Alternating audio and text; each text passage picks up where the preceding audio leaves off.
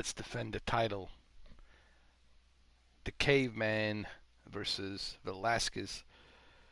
We'll see what's going to happen because the last time I fought him, I knocked him out in the second round. The trick with Cain Velasquez is you got to make sure if he puts you down on the ground, you have to make sure you escape from his wrestling, from his jiu-jitsu.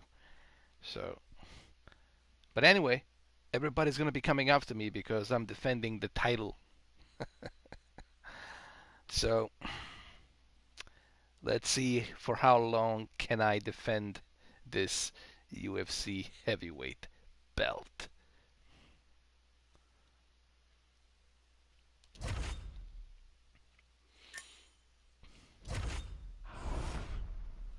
Oh yeah, Daniel Comier, keep talking. What's up, Bama fan? How you doing? Uh, I know what to do with Cain Velasquez. I fought him before. The trick is to escape his ground game and keep my stamina. You have to be kind of strategical with him.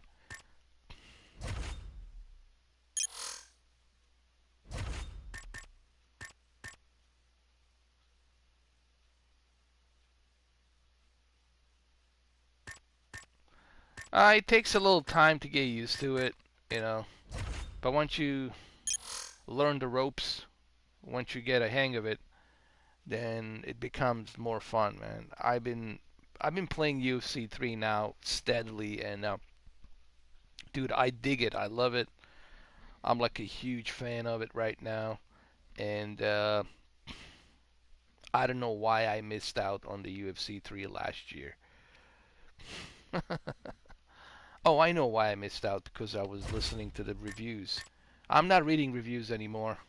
I'm done with reading reviews. I'm done with the IGN. I'm done with the GameSpot, and all these other journalists out there. I'm not reading people's opinions because that's what it is.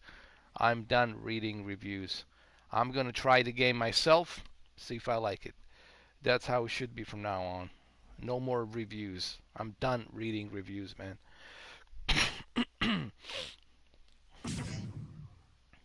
That's all it is. It's someone's opinion. When you go to read a review, you're reading someone's opinion. So based on someone's opinion, I missed out on UFC 3 last year.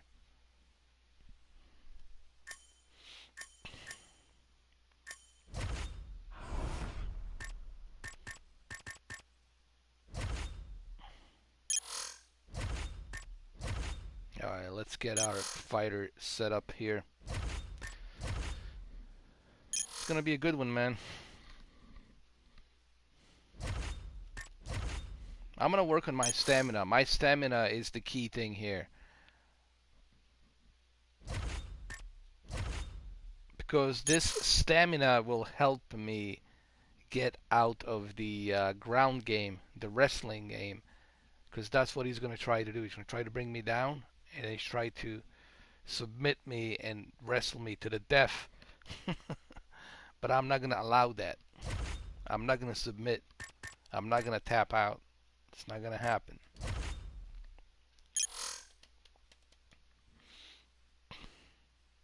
So what's up, guys? How you doing? What's happening? What's going on? How's everybody's weekend? Hey, you know what's interesting?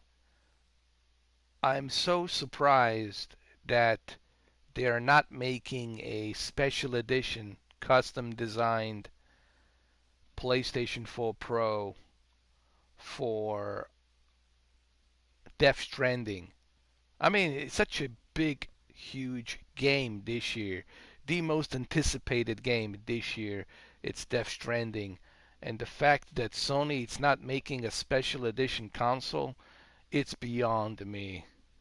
You know. Yet you got Xbox from the Gears 5. I gotta admit that Gears 5 Frozen console looks kind of cool. I gotta admit, it looks like a nice collector edition. Dude, I have God of War Silver I love my God of War Silver, and I also have my regular PlayStation 4 Pro. So I got my God of War Silver Edition, and then I got my regular black, all blacked out PlayStation 4 Pro.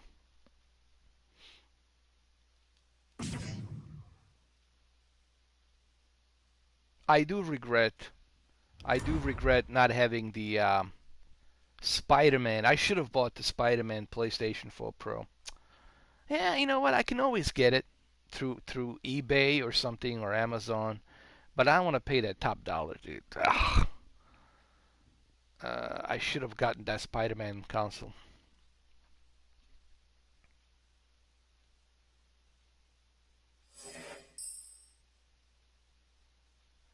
Oh yeah, Keith. You got to remember, there's a lot of guys out there who's been playing UFC since last year, and that's all they've been doing. It's playing UFC. So you're gonna be going against very highly ranked uh, individuals out there. So they're gonna own me. But that's okay. You know, that's how you get better. You learn from the losses. You learn on what you did wrong and how to mix it up, and so you got to keep playing. So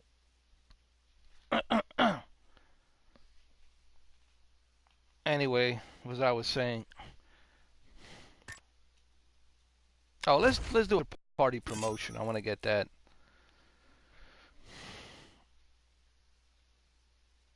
Sorry about that. I lost my train of thought.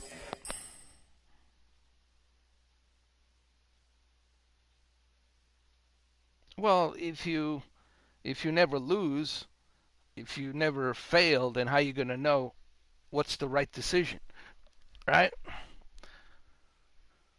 You know,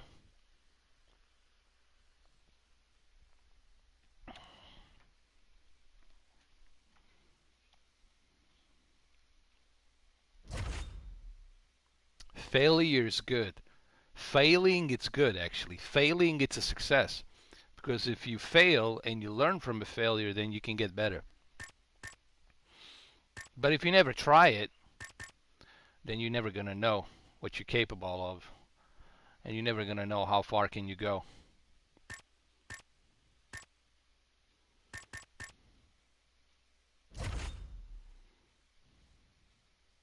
Oh my goodness, I'm on the cover of UFC 3. Hell yeah.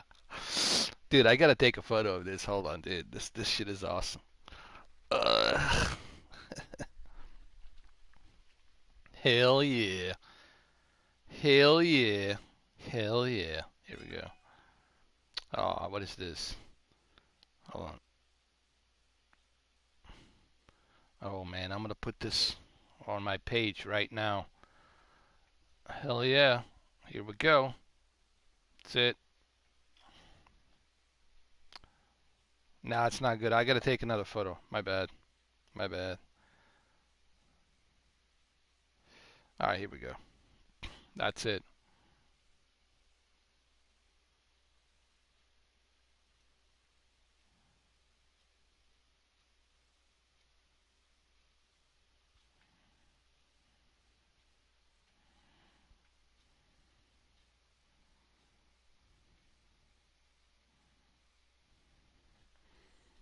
Trying to focus my camera, man, it's just so difficult to focus the camera. Anyway,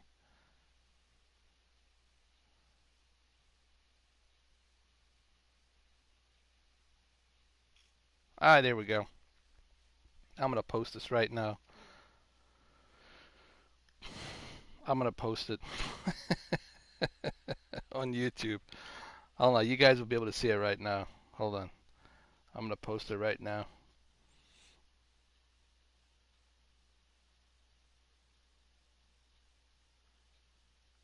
Just give me a second, guys.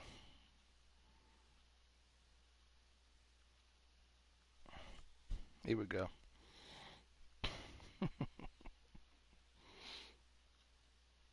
And here we go. UFC 3. caveman. Caveman on the cover.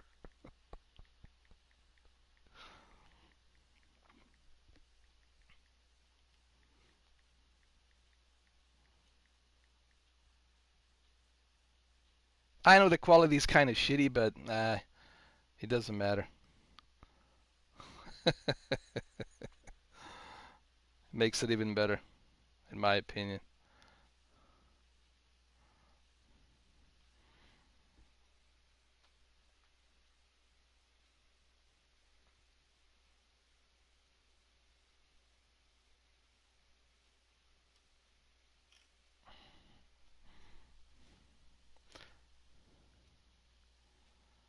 Alright, let's do this, guys. I send the cover. You guys can see it. I left it there. Let's do this. Let's do some more training.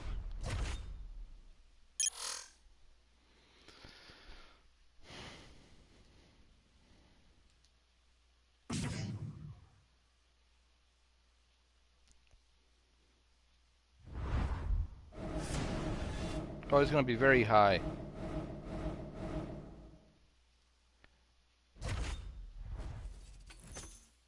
Well, this is it. The moment you all been waiting for. All right, let me wait for some more people to show up before we start the fight. It's going to be interesting.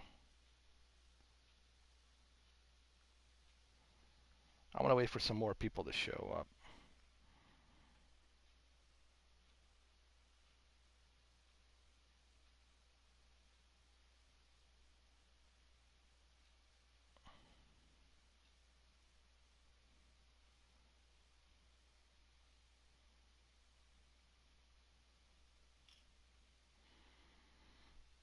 All right, here we go. All right, 3 people, that's good enough for me.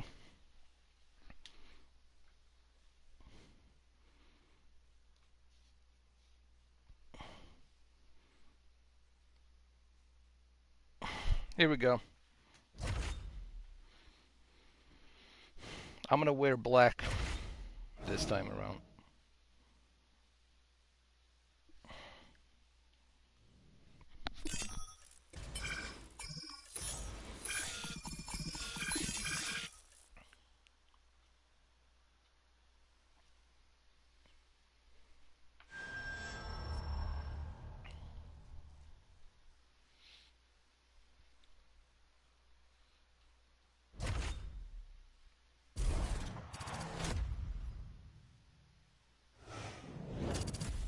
Hey everyone, I'm Megan O'Leary, and here's what you need to know for your UFC Minute. When the UFC heavyweight champion won his belt, no one knew what to expect from the fighter with the exciting style and unyielding confidence. Yet since that memorable title-winning night, he has successfully defended the belt multiple times, and he shows no signs of slowing down as his next title defense approaches. That's it for today. Stay tuned for your next UFC Minute, and I'll see you at the fights. All right, coming up next, a matchup to determine the baddest man on the planet. The UFC heavyweight title is on the line. This is it. Get ready. All right, so here he is, the #1 heavyweight contender, making the walk to the octagon here tonight. He is challenging the champion, whom he has bad blood with, whom he believes he is better than. And obviously, as he makes the walk Of course here I'm tonight, better than him. I knocked him out. I knocked the sorry ass into the second round. Is the man who deserves the distinction as the baddest man on the planet. As he makes his way towards the cage, his preparation has been perfect. He is in fantastic shape, had an amazing camp, and he believes that he is in the perfect position to become the new champion of the world. Make him as he steps into the octagon right now, he steps in with that brown pride that you have mindset. on your chest. It's not going to be a brown pride anymore. It's going to be a shame pride. That's what it's going to be. It means 2 times I'm going to knock your sorry ass out from prehistoric cavemen. You should have never challenged me. Well, a lot of people think it's the most significant title in combat sports. No argument from me. You want Baddest man on the Thanos, planet, I'm bringing UFC it to heavyweight champion. the center. There he is in the flesh. What an absolute monster. What a title reign it has been. But a serious challenge in front of him here tonight. When this man became the heavyweight champion, a lot of people thought that this challenger was the one who would wrest the belt away. Now the fight is here. We'll see if we get a new champion or if this man continues one of the greatest heavyweight legacies the Octagon has ever seen. The champion is in focus. He is Tell in him, his Joe. prime. Tell He's him. making his way towards the Tell cage. him the His prehistoric training for this caveman camp has been DNA absolutely cannot be spectacular. He believes undone. he has a solid game plan, and his mentality coming into this fight is clear and focused. Tell him, Joe. Ladies and gentlemen, this is the main event of the evening. And when the action begins, our referee in charge of the Octagon, Dan Mergliata. And now, this is the moment UFC fans around the world have been waiting for. Live from the sold-out Toyota Center in Houston, Texas. Oh, Houston, Texas.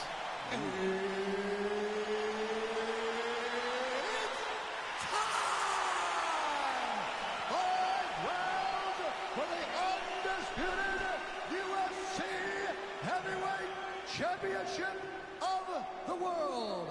Introducing first, fighting out of the blue corner.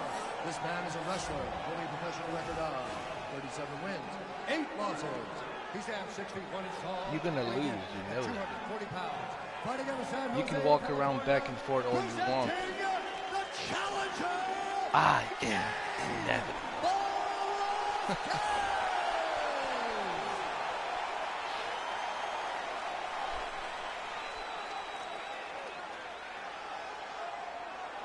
And now introducing the champions, fighting out of the red corner. This man is a kickboxer, only a professional. This man is the god. He's not just a kickboxer. He's the son of God. He's a prehistoric caveman designed to destroy and conquer. He's a Thanos, man. He's not even Captain. He's the Thanos, man. He's like Thanos multiplied by 3 trillion times.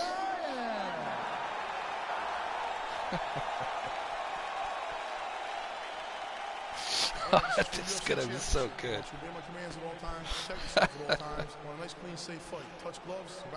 I am very fired up for this fight. Oh, he didn't want to touch the gloves. The fans Oh, have been I'm gonna put anticipating you to this shame. for a long time, I'm gonna put you to and it shame. is gonna go down right now. You're gonna lose so All bad. right, here we go. UFC heavyweight title is on the line. All right, so here he is, the reigning, defending, undisputed UFC champion out of the red corner. Many of you remember his title defense not all that long ago. Oh, he tagged him! Oh, very nice. He's got him right here. Head kick. Oh, big roundhouse attempt, just misses. Here's a nice inside leg kick. Oh, and he connects there. Head kick. Come on. Oh! Bring that fucking pride. He's Bring hanging it. on here, but he is in big, big trouble. Nah, it's not gonna do anything. And now is where things could get really interesting. Oh, nice punch there by Velasquez. And busy as he looks to improve position here.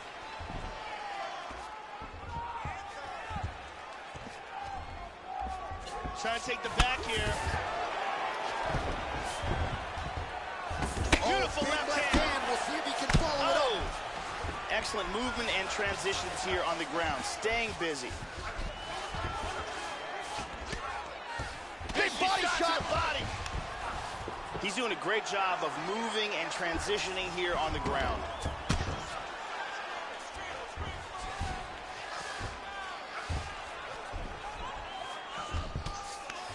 Full mounts. Just over 2 minutes to go in round one. Big punch from the top. He's mounted. He's got to hang on and keep control of his posture. That's a big shot right there. Hip escape. Gets out of the full mount. Oh, hammer fist here by Velasquez. Reversal here. Nicely done. Full guard. Don't worry. I know what I'm doing. He's putting his hands down on the thighs. He's looking to pass. Sweet reversal. Nice punch. We might get a stoppage here soon. Unbelievable. That is it. Ground and pound KO. Damn it. Love me some ground and Damn pound, it, Joe, man. as he gets his opponent out of there. All right, No, this not gonna stand. This not gonna stand. This is not gonna stand. We're gonna do this again. Damn it, man.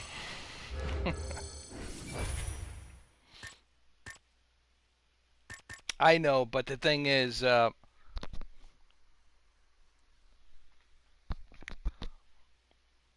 I will come back, dude. Don't worry. I'm gonna come back. I'm gonna defend this title. I'm gonna come back. After the failure, I will come back too.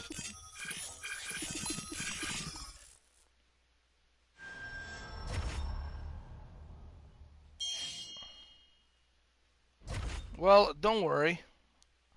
You can win all the time, but I'll come back. I'll come back. Let's see who else we got.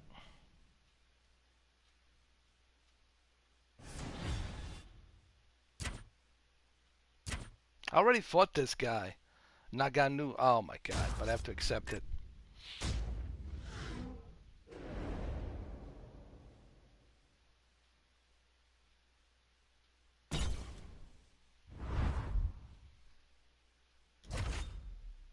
Let's do 5 weeks of training.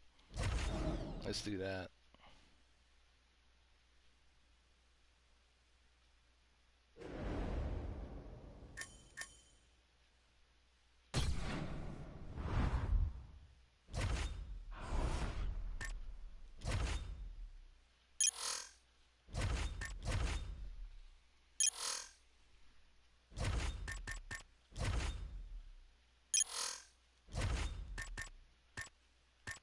I'm gonna get that title, don't worry. I'm gonna bring it back. Makes it even more interesting now. I'm gonna come back and I'm gonna get that title from him. I'm gonna rip that shit from him. The caveman style. Get some protein shakes, put it in there.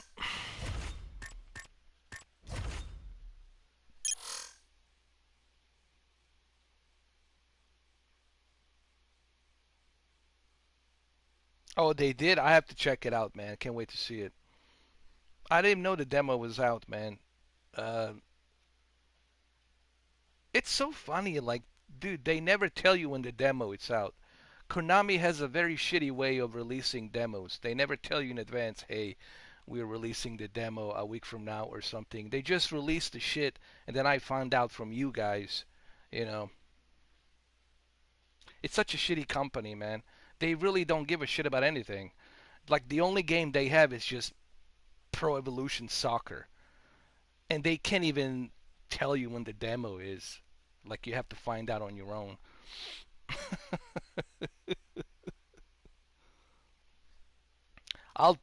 Hold on a second.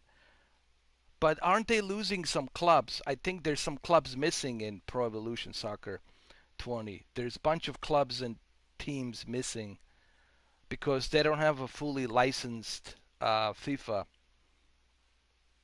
They don't have a fully licensed FIFA license on there because FIFA EA Sports has fully licensed clubs. They got all the clubs and everything.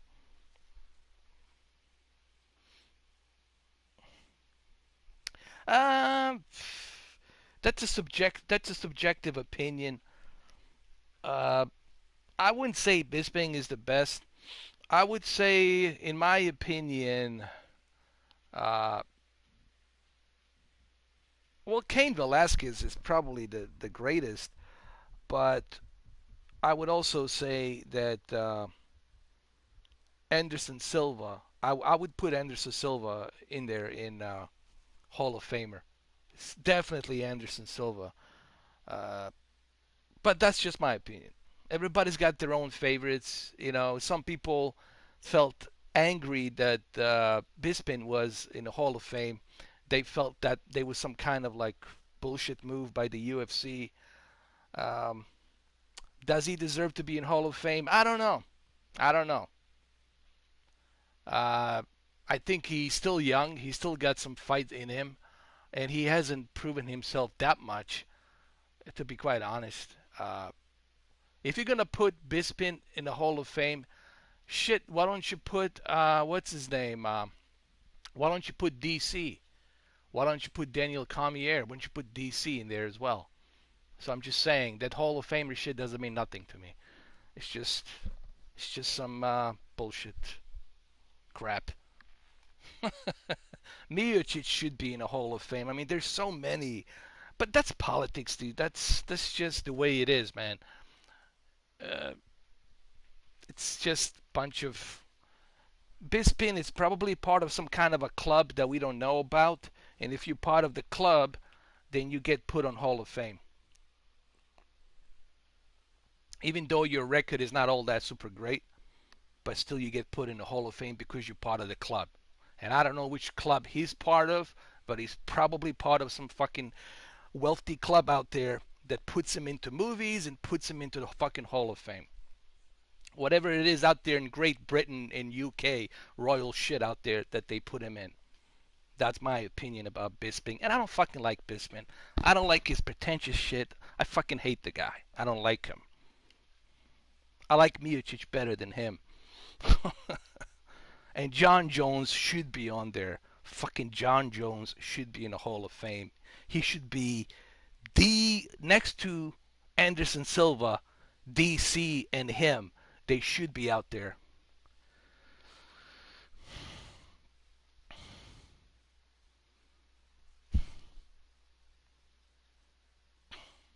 He beat them, but he beat them like not by knockout, by the freaking judges. You know, most of his games were not all that by the knockouts, but they were mainly in the hands of judges. So if you have to win some like 10 fights that you've fought, you have to win them in the hands of judges, then you're not that greatest. When you knock people out constantly, then you're the greatest. When you can knock people out in the first round or second round, then you're the greatest. Then you need to be in the Hall of Fame. But if you're winning based on what the judges' scores are saying, then fuck you, dude. You're not the greatest.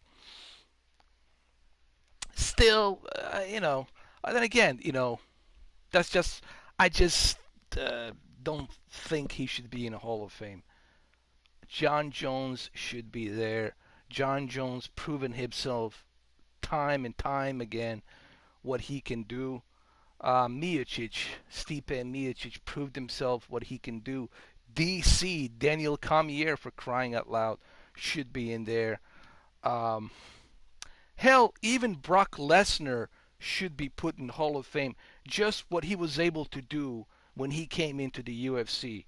The knockouts, the way he was cleaning the competition. Till he came to face Velasquez and, of course, the other guy. But there's so many others they could put in there, man. Anderson Silva. I mean, Jesus. I mean,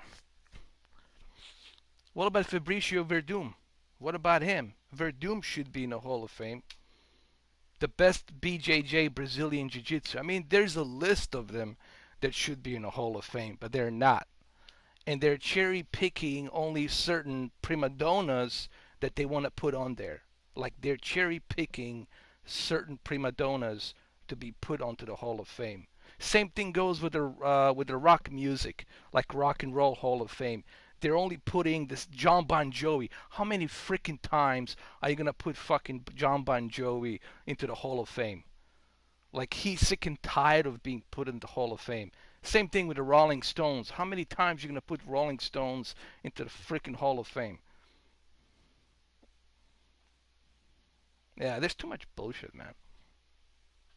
If you ask me. So yeah, no, I mean I disagree. There's a lot of BS when it comes to the Hall of Famers. They need to do a better job, man. When they put, because there's a lot of great fighters out there that are underrated and they don't get any attention or love as they should have gotten, you know. And this is also due to Dana White. You know, Dana White, it's nothing but a businessman. At this point, what he has done with the UFC is just a business. He's looking at it as a business prospect, you know.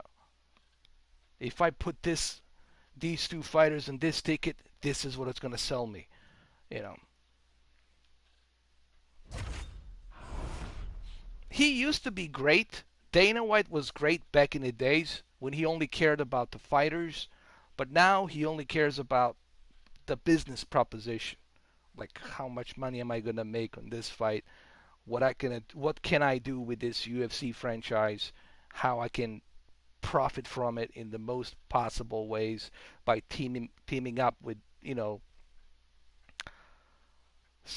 partners like Disney and ESPN. He sold himself to the ESPN and ESPN Plus. Whatever happened to UFC Fight Pass? Why can't you watch the pay-per-view main event from UFC Fight Pass? Why do you have to go to ESPN Plus and then pay for subscription there and then pay for the event there as well? It's just, and I agree with Brock. This is why Brock Lesnar choose not to do the fight with Daniel Cormier, because he exactly didn't like this. He didn't like the fact that all of his fans from WWE now have to sign up with the ESPN Plus just to watch him fight. They have to pay for a subscription and then they got to pay for the main event.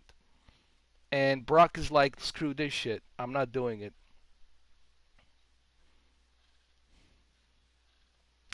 Yeah, but he's hurting. You know what?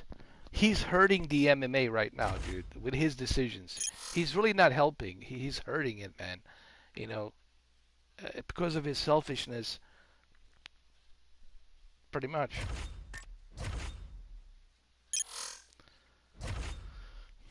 And even look at Tony Ferguson. You know, Tony Ferguson should get a title with Khabib. You know, Tony Ferguson has proved himself time and time again on what he can do. You know, and yet Dana White is just like overlooking him, and Dana White knows that what Tony Ferguson can do, but yet, no, I don't know if I want to put him on that ticket.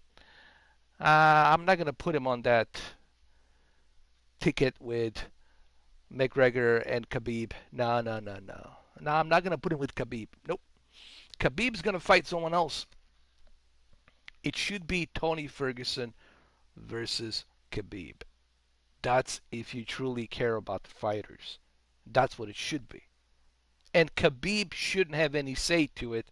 If you want to fight in UFC, well, you're going to have to fight Khabib. He's next in line for you to fight. I mean, you got to fight Tony Ferguson. So Khabib has to fight Tony Ferguson. That's what Khabib needs to understand. You want to come back? You want to fight in UFC again? Well, guess what? Tony Ferguson is your next opponent.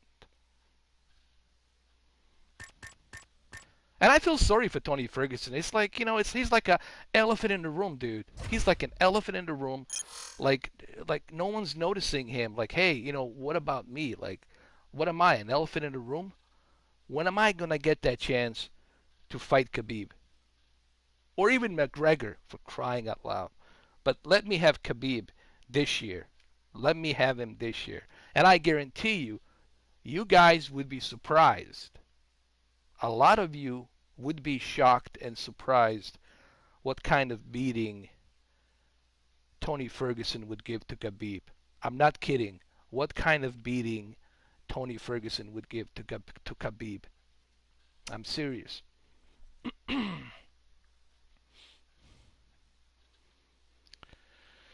Yeah, apocalyptic, that's true. I agree. And that's due to Dana. Dana let him run around.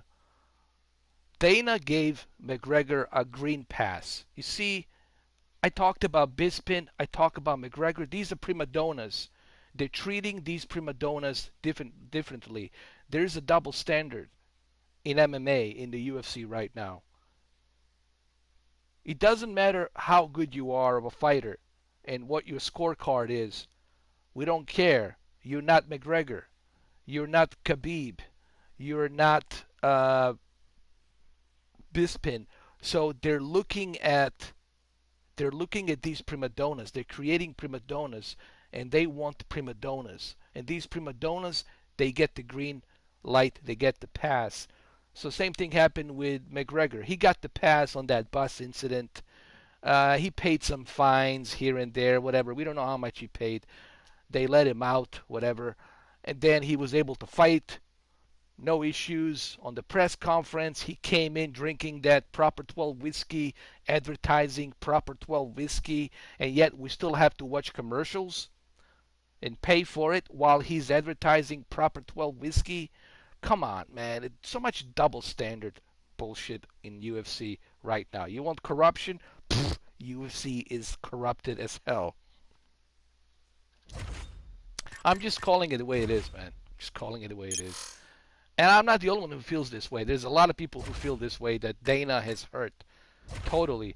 Ever since Lorenzo left after he left the UFC, and Dana was the only one that's in charge of it now with the franchise.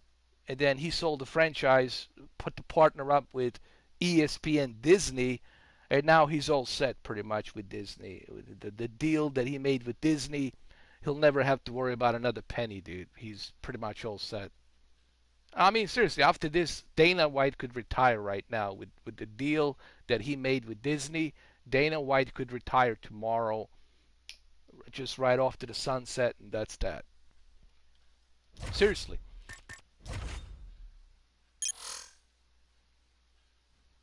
Oh, DC's a legend, age 40. And what he was able to do to Miocic, man, at age 4. I mean, they're both 40 years old. I understand that. But still, Daniel Cormier is the underdog, and the way he was able to climb up the ranks and how determined he is to win shows me like he's the true fighter with a heart. You know, somebody who truly wants to win no matter what, at any cost. And at his age, it's truly remarkable to see him, you know, do what he did with Miocic. He knocked him out, man. He knocked out Miocic. You know? And then Brock got all pissy about it, you know, because Daniel Cormier was calling him out, and then, you know. But here's the thing about Brock. Brock made himself look like a fool. You walk into the octagon, you push Daniel Cormier, and now you're not coming back because of the ESPN deal. Come on, dude. Now you, even your fans are questioning you. They're saying, "Hey, what are you doing, Brock? If you're gonna talk the talk, do both. Walk the walk and talk the talk, and keep your mouth where your money is." You know what I mean? So if you're gonna be challenging DC, and you're telling him I'm coming after you, well then, where are you, Brock? You're still with Heyman out there doing the WWE fake shit. It's dude, you're too old to be doing WWE, man. It's getting tiring. It's getting boring. Quit the WWE. Come back here. Finish the unfinished business. Fight DC. Fight Cain Velasquez. And once you finish fighting Cain Velasquez, then you can call it quits, live on your farm, and that's that. That's what I would do. But it seems to me Brock is just about the money right now. I don't think he even gives a shit. No, seriously, I don't think Brock even cares about the fighting anymore. He's just after the money. And I think this is why he's losing a lot of fans from the MMA world. They're like, dude, like, what happened to you? You know, what happened to you, man? I thought you're supposed to be this champion. You're supposed to be this comeback beast, but now you're just like everybody else, just after the money, like a money whore. Everybody's turning into a money whore, man. That's the sad part. Anyway, let's go. I know it's like a podcast here, dude. It's like a UFC podcast. Don't get me started, guys. once I start going deep dive onto the UFC world, it gets me going, dude. I'm just angry that there's a lot of BS out there. There's fighters out there that should be getting credibility and should be getting the opportunity, but they're not getting the opportunity due to a lot of prima donnas out there. And these prima donnas are the ones that are hurting the MMA, the true sport, the beacon of the sport competition of mixed martial arts. And it's hurting. And Dana White, it's hurting the UFC and the MMA due to all this prima donnas that he's putting out there on the ticket.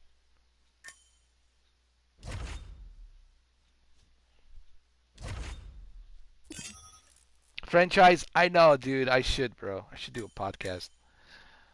I mean, it's just like Here's the thing. It really gets me going. Like, when it comes to the MMA, this subject, I get very passionate, dude, and I get very angry because there's a lot of stuff out there in the MMA world that there's a lot of great fighters.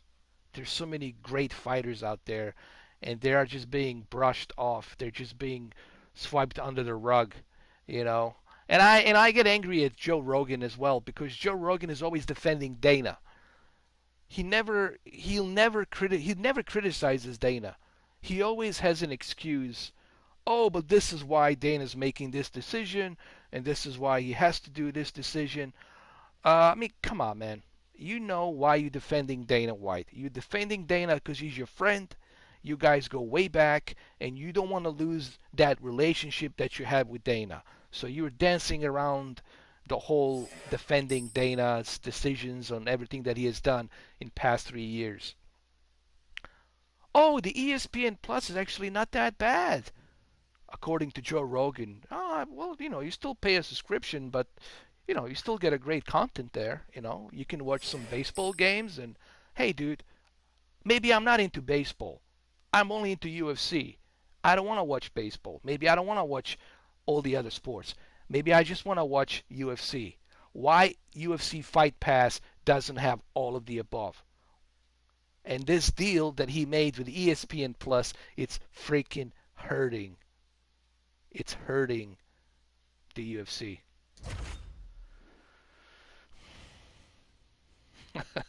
I mean, don't get me wrong. I like Joe, and I know Joe's passionate about this too. But I just, it just drives me crazy that he'll never criticize Dana. He will always find an excuse. Well, the reason he doesn't want to put the Tony Ferguson yet, it's because, well, Khabib and McGregor, the majority want to see the fight of Khabib and McGregor. Come on, man. No, that's not fair. It should be Tony Ferguson. McGregor lost. McGregor, you lost. You talking all that shit, throwing the goddamn what is it? The dolly into the bus, almost hurting Rosa. I mean, and yet he gets the pass, while Tony Ferguson has to sit on the sidelines and fight these underdogs.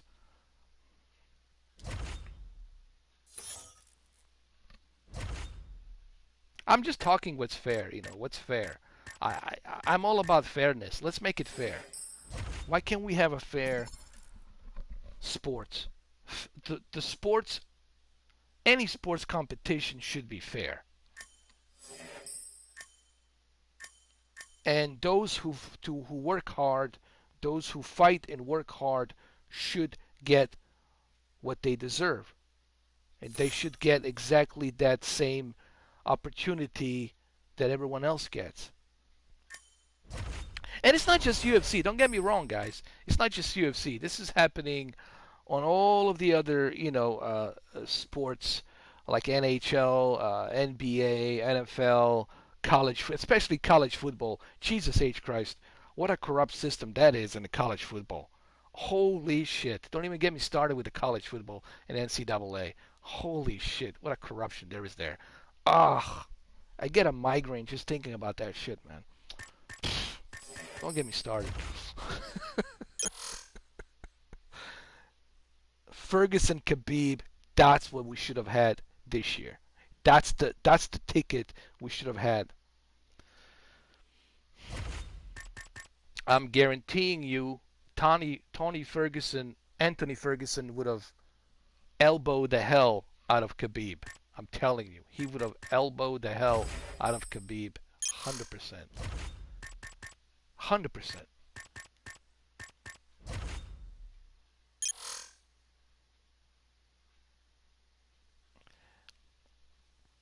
Yeah, I mean, it's not only that he's got the Mayweather money, he also got, what else he's got? The Proper 12. He's got that Proper 12 drink, whiskey. So he's making shitload of money, Proper 12 whiskey, putting himself in the magazines, commercials, different types of brands out there. You name it, man. McGregor is a money whore. He's just a money whore. He turned into a money whore. That's what it is. Nothing but a money whore. A proper. You know what, McGregor? How about a proper money whore? A proper money whore. Not a proper money whore. I'm not a proper money whore. That's what you are. A proper money whore. Not a proper 12 whiskey, but a proper 12 money whore. It's exactly what you are, dude. A proper money whore.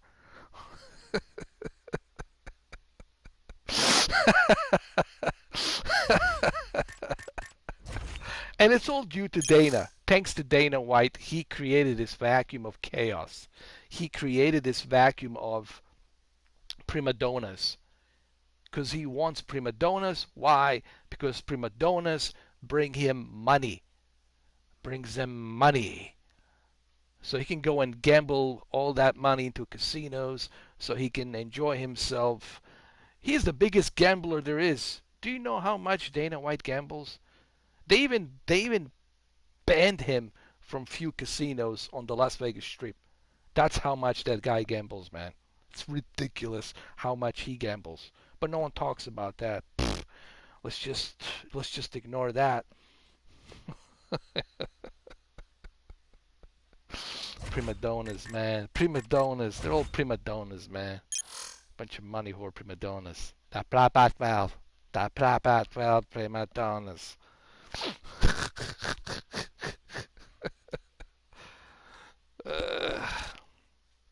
Now, don't get me wrong. Yes, he brings the entertainment. But you got to ask yourself, are you serious about UFC and MMA being a competitive sport? Or is MMA turning into WWE? You know, which is it? It seems to me that the UFC is turning exactly into what Vince McMahon is doing. And Dana White, it's no different. You know what? Maybe Brock was right about Dana White. Because Dana White says the WWE, it's fake. Yes, it's fake, it's staged, but you still get hurt, okay? It's a physical game. But you know what? Dana, you're no different than Vince McMahon. At least Vince McMahon is letting you know I'm all about the money. You are trying to kind of be this, like, righteous guy, like, oh, this is a competitive sport. This is the only best competitive sport. Blah, blah, blah, blah, blah. It's a fair, competitive sport. Yet you have somebody juicing, not being tested, and you know it's juicing like Brock Lesnar prima donna, and you let him fight. But John Jones gets kicked out, suspended for 2 freaking years. I mean, come on, man. With USADA. Don't get me started, guys. You know, if I keep talking about UFC, this shit's never gonna end. It's never gonna end. Let's just fight. Let's just.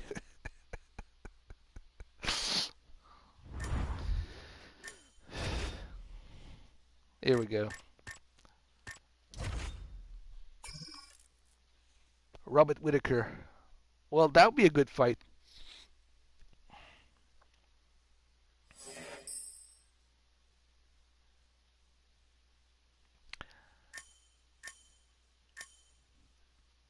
You know, and I tell you what, man, if they bring him back again, and if they do the whole McGregor versus Khabib part 2, then honestly, to me, UFC is just, I don't even take it serious anymore.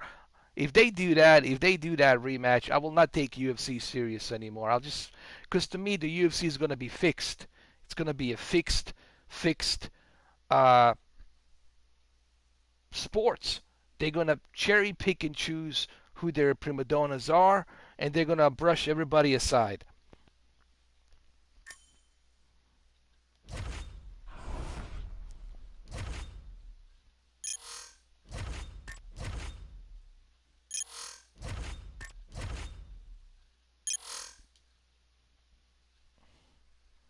All right, let's do this fight, man. Been talking now for almost a half an hour. Jesus, man.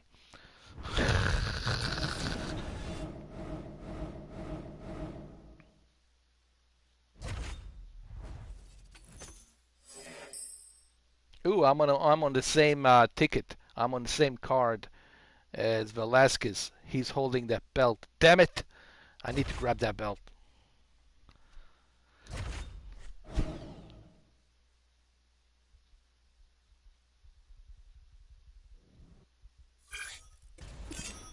I sure as hell am not watching it because I'm not gonna pay for the ESPN Plus.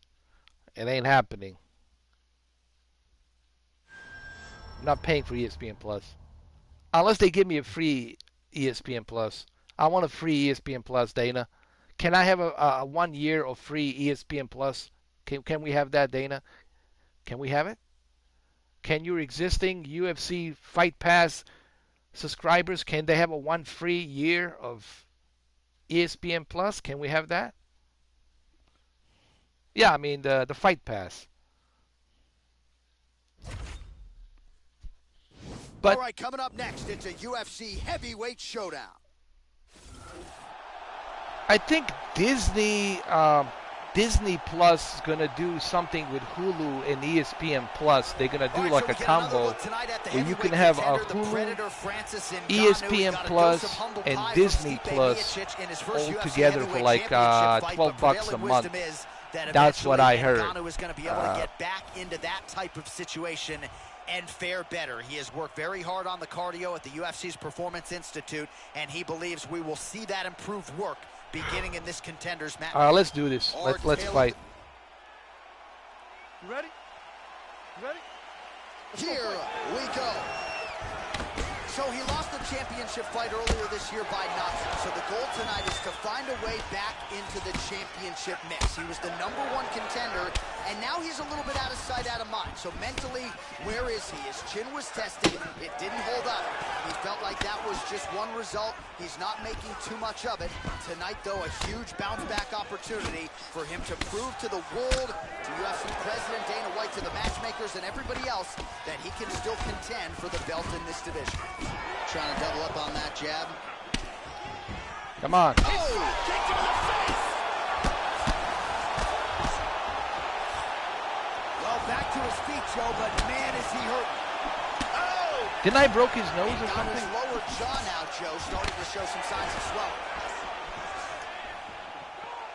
Oh, man, another head kick lands. These are really starting to pile up now. Very nice timing with these shots here. That shot blocked by Ngannou. Lands a punch there, Joe.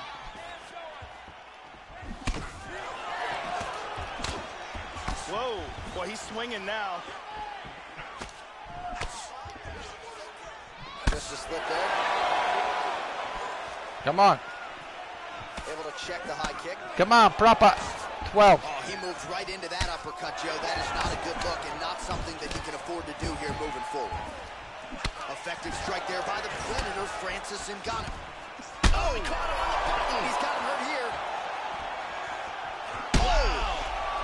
This fight is dangerously close to being stopped.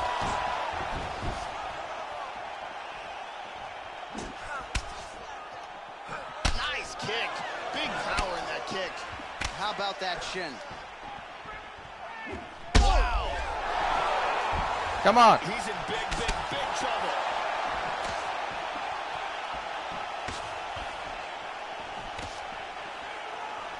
Trying to establish that jab once again. Oh! Front kick to the face. He's very wobbly. He's trying to hang on. Oh! Big shots. He hurt him with that hook. Oh, beautiful. Hard that kick. Oh! His front kicked him in the face. Hard uppercut. He's got him hurt here. Oh! Ngannou gets hit by that leg kick. That's it. Wow. Goodness. Wow. Oh my goodness. Well, that's good that Beautiful they're doing that in knockout UK, strike but here for the victory. they need Yeah, to start right doing there is that a here in the high-level United knockout, States, ladies and you know. gentlemen. Crowd absolutely 'Cause right loving now, it. Just a perfect shot to end the fight. Landed flush. I'm not even sure his opponent saw it coming. So a huge I just don't win like the for monopoly that young that, fighter here tonight. Here it is one that more the time. Disney have. Like, I have to go to Disney just to Boom. get the main event, and then you have to pay for the main event. So what's the benefit? Like, you have to pay a monthly subscription, and you got to pay the full price for the main event. Like, what is the benefit? Like, I don't see a benefit there. Decision is in. It's just a money grab, dude. That's all it is. Ladies and gentlemen, referee Dan Mergliata has All right, so I'm called coming this back. contest at I'm 4 slowly minutes, coming 33 back, man. seconds I'm of the coming very back. first round. Declaring the winner by Unanimous knockout.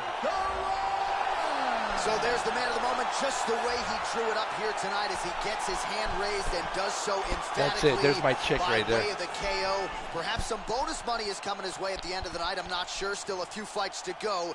But at the very least, you can be sure his next fight will be a big one, and he will celebrate deep into the night with his teammates, his coaches, and his friends after this monumental victory here under the bright lights tonight. I got to go back and get my belt. I'm coming for you, Cain Velasquez. I'm coming for you. Coming for you, Cain. Coming. I'm going to get that belt back. I'm going to get it back. You see, you lose some, you win some. That's how this works. He's got a gigantic head, bro.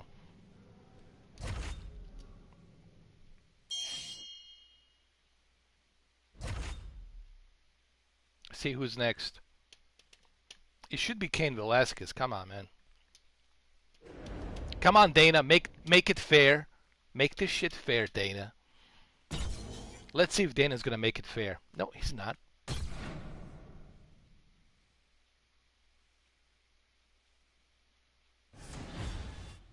Yes, that's it. That's it, motherfucker. I'm coming for you. But I'm a prima donna, so you see, the caveman is prima donna. We got two prima donnas, and these two prima donnas. Look how much money there is, dude. This is how much these two prima donnas are worth. Let's do this.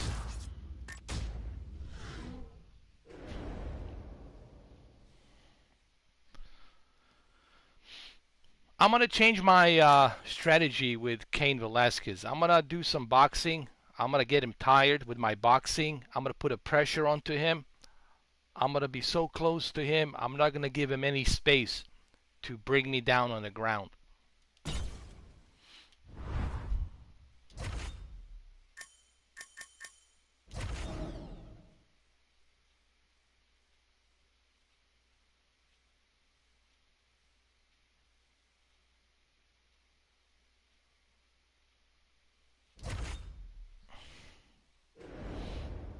He's got a gigantic head, dude. Let's do a promotion.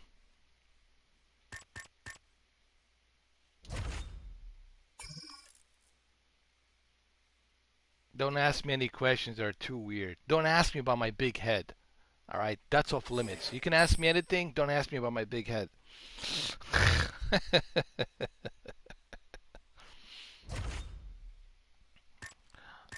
Predict a fight.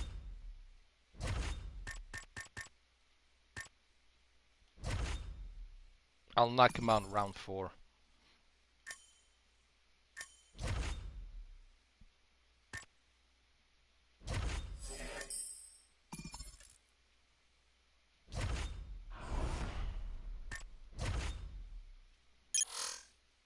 want to get to strike speed.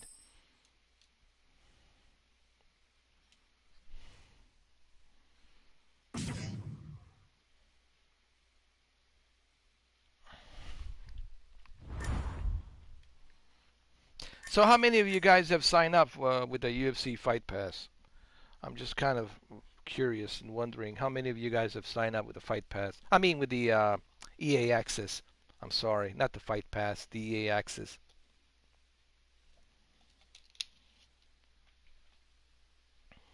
I think there's some benefits in having an EA Access.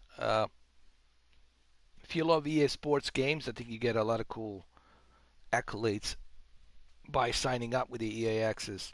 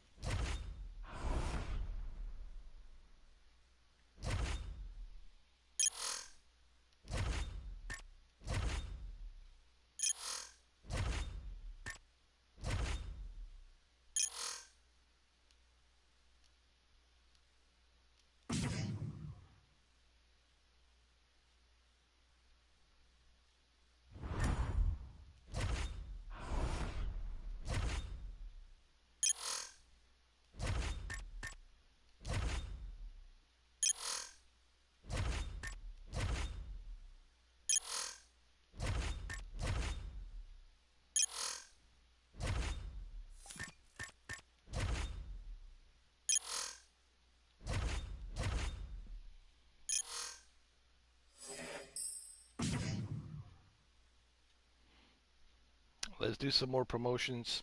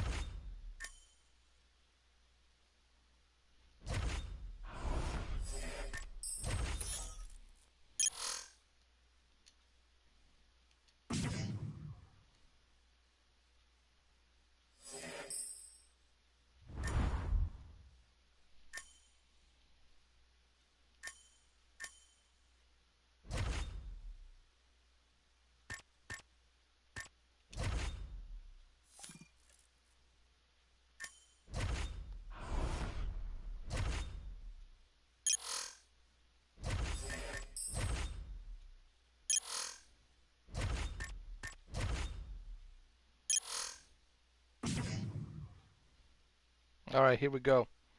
This is it.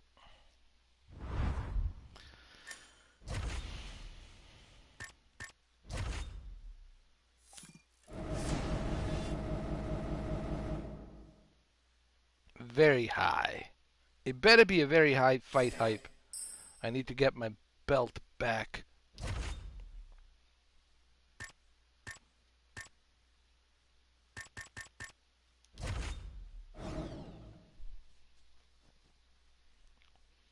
But it's still amazing how far the caveman has come, you know, in terms of his success as a fighter.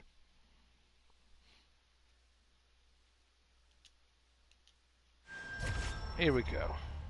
This is it, fellas. I'm Megan O'Leary, and here's what you need to know in your UFC Minute.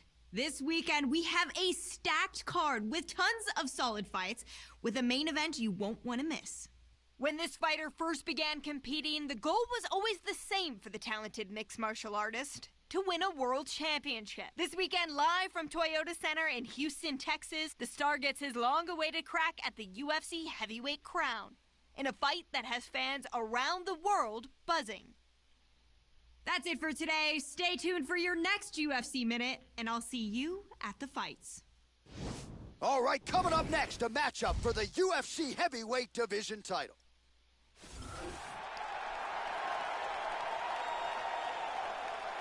All right, let's do it. That's your hometown, well, for a long time, Houston. He's been mentioned with the baddest men on the planet. For a long time, though, The title fight eluded him. Not anymore. Here he is, the #1 heavyweight contender, finally making this walk and cracking a smile. He's waited a long time for this. He's not expecting a 25-minute war. He believes he has the power and the skills to get this thing done quickly. I guess we'll find out. This one can go the distance.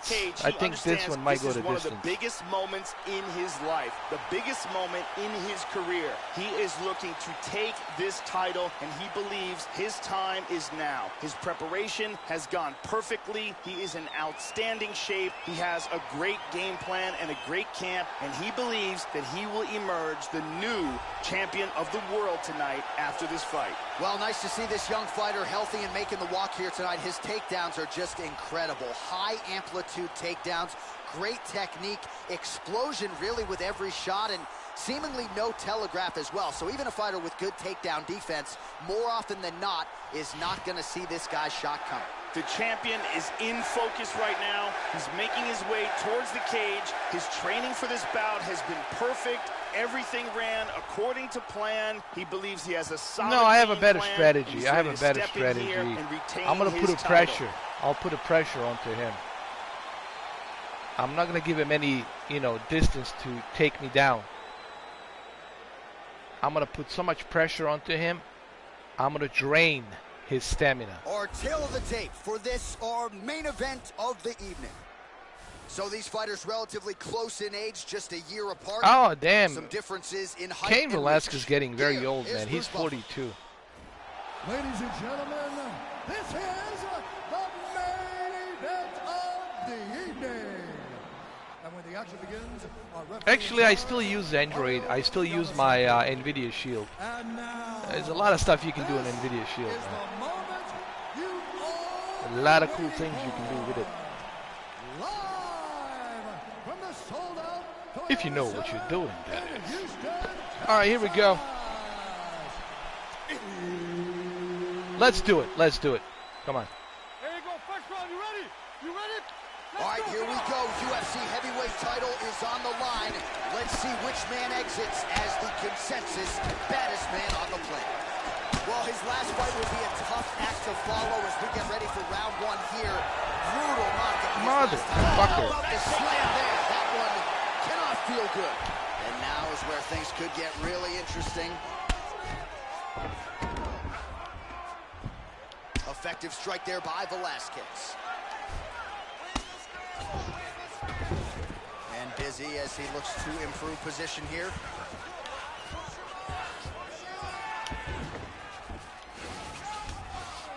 Come on, come on. He's got full, oh, nope, half guard.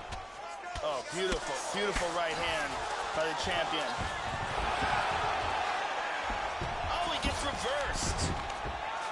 He's working from side control. And he winds up on top. Oh, he connects there.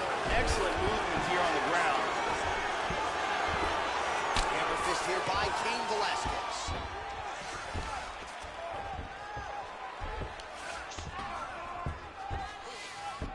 Excellent movement on the ground here, always trying to better his position.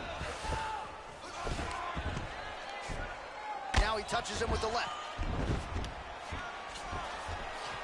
And they clinch.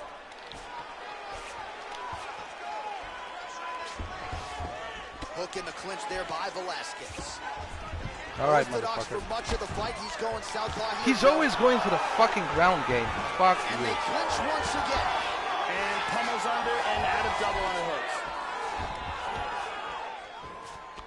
Got double underhooks.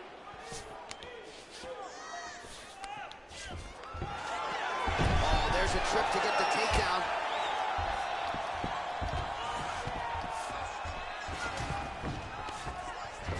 All right, hammer fist here by Velasquez. Motherfucker. Oh, nice slam as he gets him to the canvas. Exactly what he needed. Jesus. Oh, nice strike landed there by Velasquez. Pummels under, maintains the underhook. Velasquez gets double underhooks here in the clinch. Normally now he'll try to change levels and go for a takedown. back up again. Switching stances here. Just missed with that huge kick. Good defense there. Tagged him. Round 2 straight ahead. Stop. Jesus, man.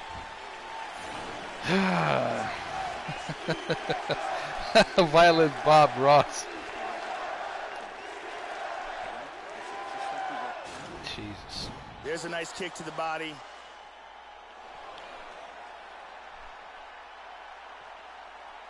Here's a huge slam with perfect technique. This one might go the distance, I don't know. And here we see excellent timing with this trip. Incredible highlights in that round.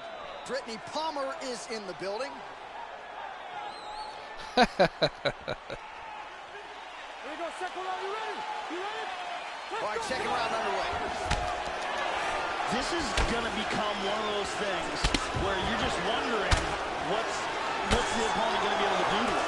Not even whether or not he's going to win, but what's his opponent going to be able to do to him? Whoa! Oh, he's hurt. The champion is in big trouble here. He is in danger of losing his title. Oh! Beautiful body shot there, too.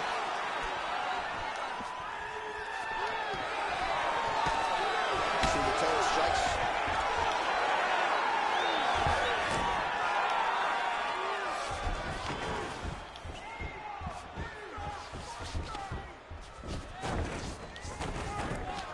Velasquez gets double underhooks, Joe. Oh, good clinch work here as he lands against the cage. The left hook hits home. Vicious combination. Get up, motherfucker, get up, get up.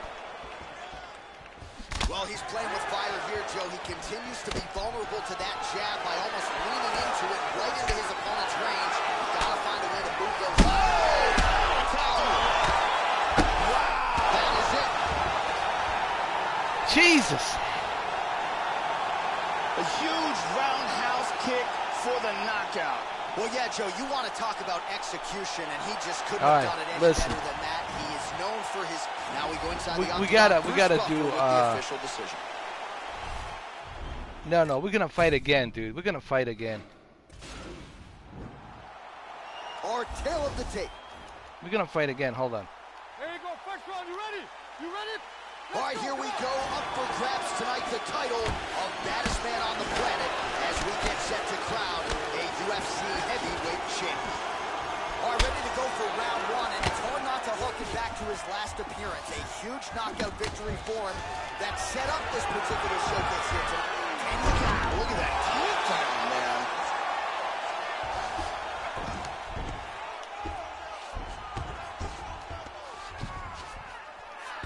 He's doing a great job of moving and transitioning here on the ground. Oh, beautiful. Oh, beautiful come on. Right hand by the champion.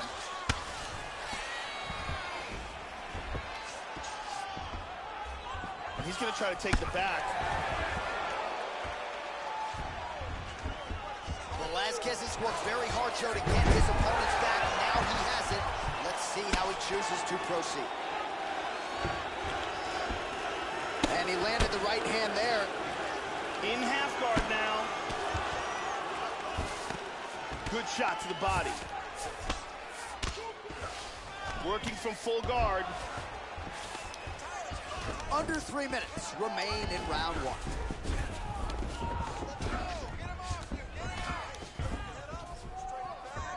Jeez. Seen a lot of different looks tonight, Joe. Switches to southpaw once again. Oh my God. Oh, come on. Slam. That'll change the complexion of this one.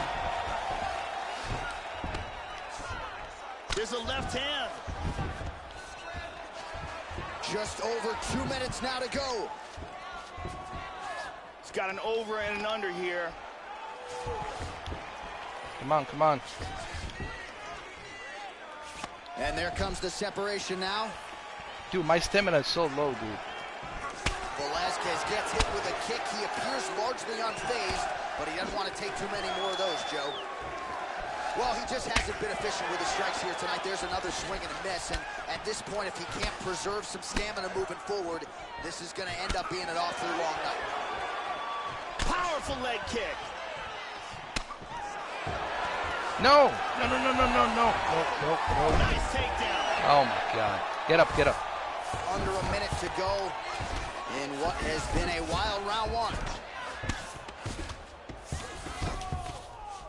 Oh, well placed with the hammer fist there by Cain Velasquez. And he eats a kick. Oh, beautiful kick to the body there, and he just left himself wide open for that strike. Very vulnerable by leaning in, keeping the guard high to allow for an opening down low. Velasquez gets hit with a kick. That looked like it hurt you. And he connects there.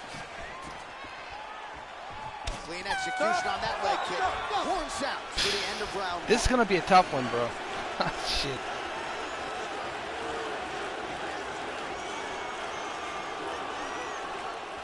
This is going to be interesting.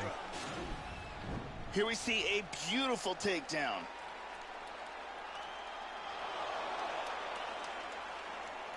And here's another perfectly executed takedown. And here's another very He's nice always takedown. going for a takedown, man. Big round. I can't. He's going to go for my legs, man. I got to focus on his legs. I want to focus on his legs because he wants to do a ground game. I'm going to go for his legs. I'm only going to focus on his legs, man. I don't want to go for the head. All right, here we go with round two. This is going to become one of those things where you're just wondering what's the opponent going to be able to do to him. Not even whether or not he's going to win, but what's his opponent going to be able to do to him?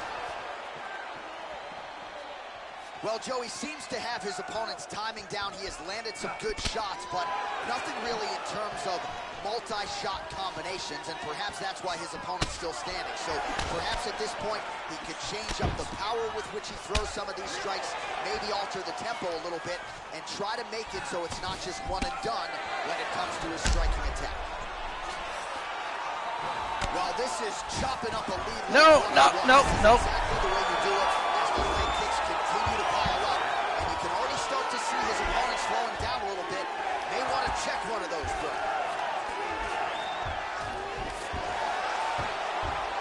He's got his back.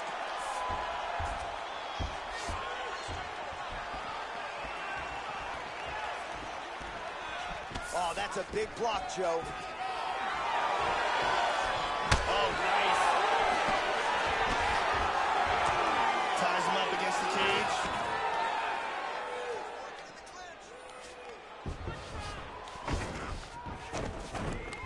Oh, he pummels there. Now he's got double underhooks.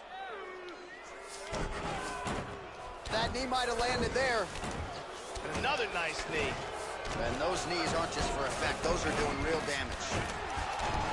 Oh, these are high amplitude knees, one after the next.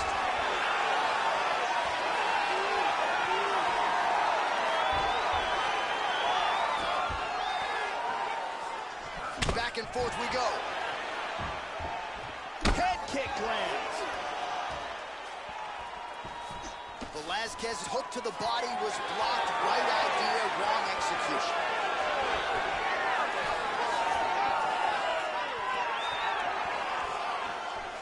Well, he's really starting to land a high number of strikes here in this second round. No doubt. He hurt him. The champ is rocked. He's in deep trouble. He's trying to hang on and keep his title. He's got him hurt here. And now starting to snap off that dress. Velasquez's leg appears to be hurt here, Joe. That is an obvious leg. Takedown attempt there. Velasquez gets the single leg takedown. Get up. That's a good shot. Changing to the southpaw stance now, Joe. Straight to the body by Velasquez. 20 seconds to go, round two. Big head kick.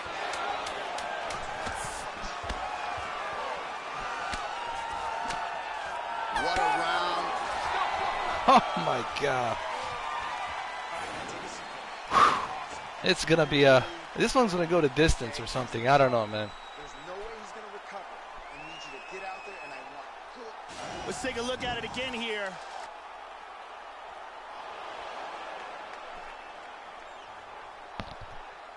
And here's another beautiful leg kick. And there's all right, let's get back into it, man. Leg kick. What a great round this fight. I'm going to just try to keep my distance and go for his leg. I'm going to go for his leg because his leg is what's hurting right now. And I'm going to go for his weakest point, his leg. All right, let's go. Here we go, third round of this championship fight. He's definitely going to want to start this round off fast to try to pick up where he left off. His opponent was in big trouble at the end of that round. Punches in bunches, and he hasn't really shown any signs of slowing down here tonight. I'm not sure how much more his opponent can take. Velasquez gets hit with a kick.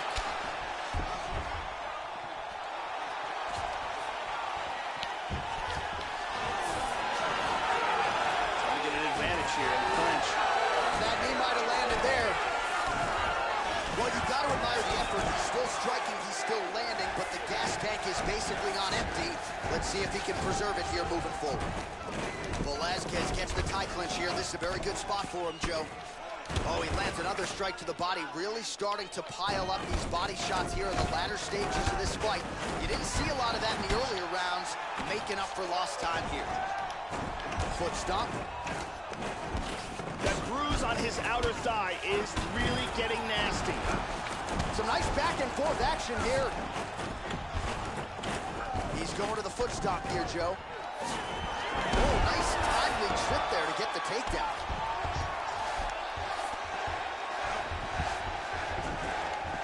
Now he's got over on it. We have crossed the midpoint of this one. Oh, my God.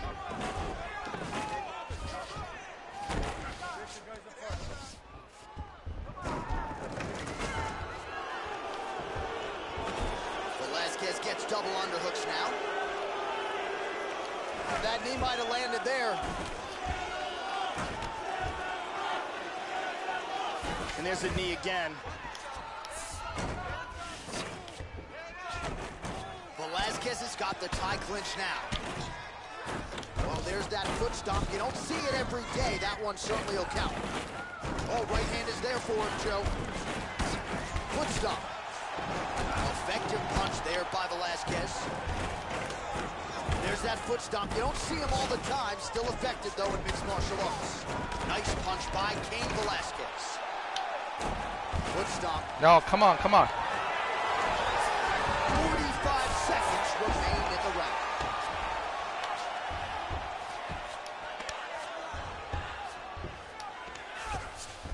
In half guard now. Get up, get up, get up, get up. All right, 20 seconds to go in the round.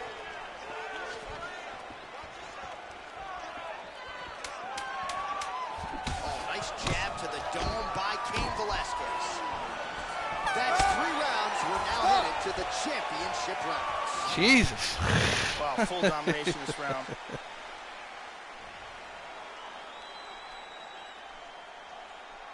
Here we see a beautifully timed kick, connects flush. And let's check it out from a different angle.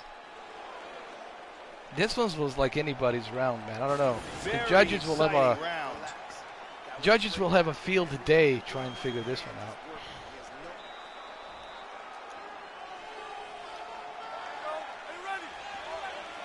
All right, here's round 4, fight scheduled for 5 5-minute rounds. All right, 4th round is underway, and now is where you really see what a fighter is made of, Joe Rogan. These championship rounds can certainly test the endurance. Both fighters have had their moments through 15 minutes. Nope. Who can dig deep and find the strength to get the finish here in these championship rounds? Nice hammer fist.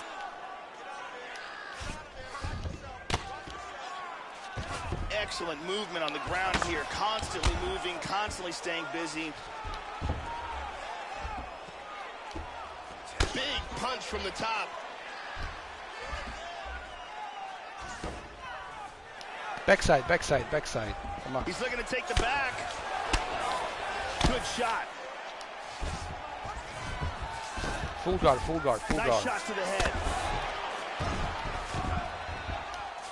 Oh, that was a hard one. Inside control once again.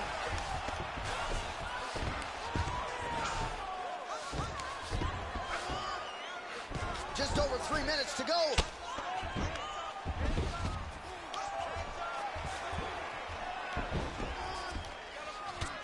Would you look at the size of that bruise on his torso? Nasty. Throws the left hand. That's it. And that's gonna do it. Come on. Damn it. Ruthless ground and pound for the victory. That was a good Joe, fight, safe to say man. He wasn't stalling or looking for a referee stand-up. He was looking to pound his opponent's head through the canvas, and he nearly... Oh, we now go inside the octagon. Bruce Buffer. But I think it's a little bit of a bullshit on this game. I mean, why is my stamina getting sucked out? All I'm saying, in real life, this would have never freaking happened. Considering how big this guy is. I know this is a game, but in real life, let's just be honest. Cain Velasquez would have fucking lose in this one. How many times he kicked him in the leg. I'm just saying, in real life. Okay? But there's a little bit of bullshit in this game, I have to admit, man. Like, come on.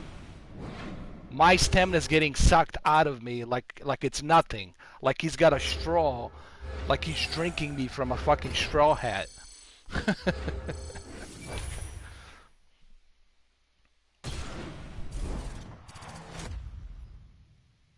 Like, come on, dude.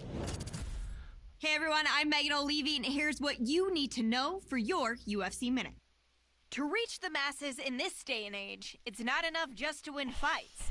Today, a UFC competitor has to put on dominant and exciting performances. And that's just what this charismatic rising Yeah, star but how has was he been able to doing. do it As a result, when I this kick him fighter has 50 been times in the piling up leg followers and he's on still able to social do it, media, even with though each his stamina victory is adding low, more and but more he's still fans able to to his put me down on the bandwagon. ground and hold me. That's it for today. Stay That'll tuned be for like your me next saying to UFC you, Minute, why don't you and I'll run see you at the fights. 20 miles and then come back and try to talk to me while you just have ran 20 miles and your heartbeat is going 1,000 miles an hour. No, it's. I think it's the AI, dude. They make some of these characters like ridiculously hard to beat. Their stamina always comes back. Mine gets sucked out like it's nothing. Dude, you're holding me down on the ground, and I'm losing not just my stamina, but my power as well. It's getting sucked out of it.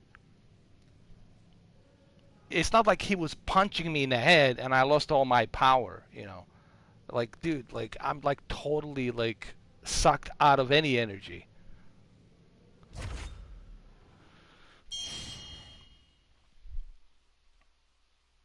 Well, I can't because he grabs me, dude. He grabs me like it's nothing. He lifts me up like I'm a piece of paper, you know.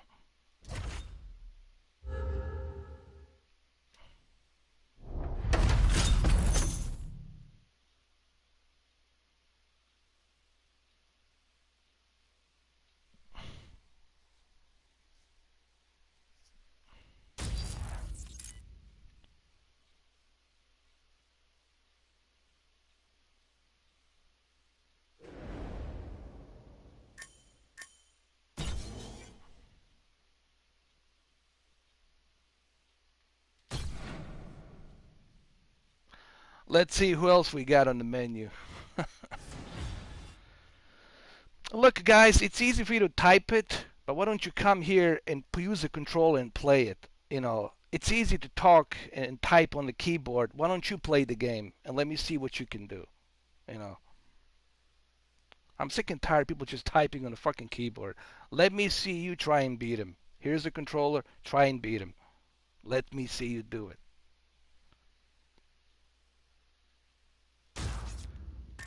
All I'm saying, it's bullshit. You know, in real life, this would have never fucking happened. Considering how big this guy is, how huge he is. Unless Cain Velasquez, it's a man of steel. He's a Superman, which he's fucking not. Which has proven to be in real life, he's not a Superman. But Nagu, he got kicked out. I'm just simply saying this game has some problems and some issues with the AI. They made some of these fighters like Bruce Lee, even Joe Rogan, they made him look like invincible. And they made Cain Velasquez look invincible, where he can never lose his goddamn stamina. No matter how hard you train, no matter how hard you put an effort to fight. And if you can prove me wrong, dude, here's the fucking controller. Prove me fucking wrong. Let me see you do it, bro. Until that, I'm gonna block your sorry ass, dude, because I don't fucking like your bullshit talk. Blah, blah, blah, blah, blah. You use a controller, you fucking try. You come here, you fucking play. Typing on a fucking keyboard. Fuck out of here, dude. Yeah, fuck you, Rage. Yeah. You fucking try, you play this fucking game. Transition my ass. You transition your ass. Use this controller, you fucking play it. Talking to you, stupid motherfucker, too. Apocalyptic. Go fuck yourself. There you go. Who's next? You know, talk shit to me? Come here, play this fucking game. Use the controller. Put your mouth where your money is. Play this fucking game. You're typing on your fucking keyboard. Let me see you play it. Can you fucking do it? Why don't you beat him? The fuck out of here. Talking shit. Everybody's talking out of their fucking ass.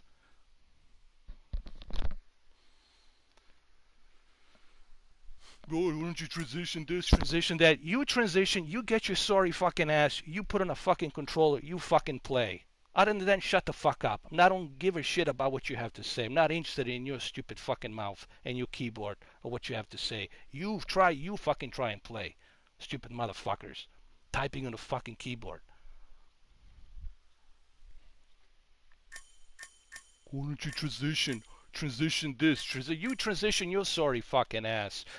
Transition your sorry fucking ass that talks out of the ass into the fucking controller. And then talk to me about transition. Or why don't you complain to the developers of this fucking game who made all of their characters invincible? All the prima donna characters are invincible and they cannot be beaten. Why don't you complain to EA Sports? Fuck out of here.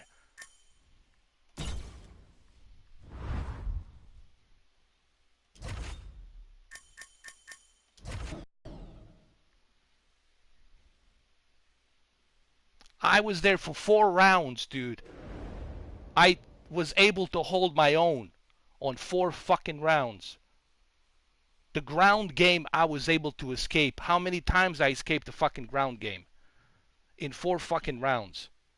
Even with the little bit of stamina that I had, and still I was able to hold my own for 4 fucking rounds. But this guy, Cain Velasquez, it's impossible to beat. His stamina keep climbing back up. Like he's got a kryptonite or something in there. Keeps climbing back up. How am I supposed to defeat that? You tell me. How am I supposed to defeat him? How? Well, it's because they're talking out of their ass. Like it's easy to type on the fucking keyboard. Why don't you play the game? Let me see you do it. Yeah. Everybody wants to talk out of their ass. Do why this, why that? Why don't you try it? Let me see you. Let me see you last 4 fucking rounds with Cain Velasquez. I lasted 4 rounds. And I still gave him a little bit of beating with 4 rounds.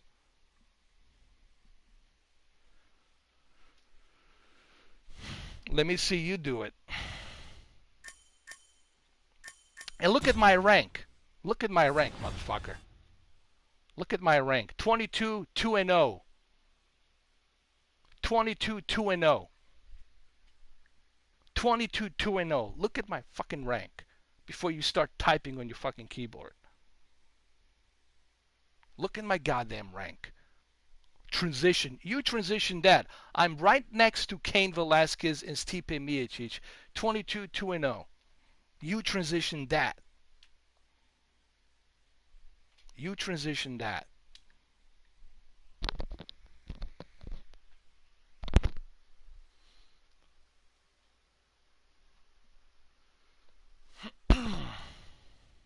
Exactly. I rest my case. Thank you, franchise.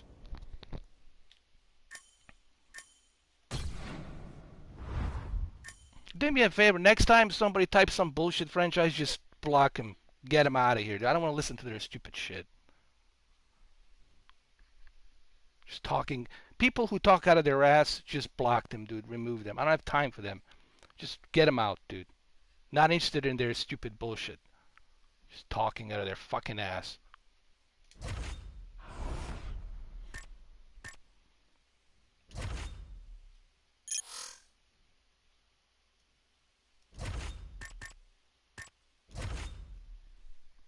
Thank you. Thank you, franchise. Appreciate it.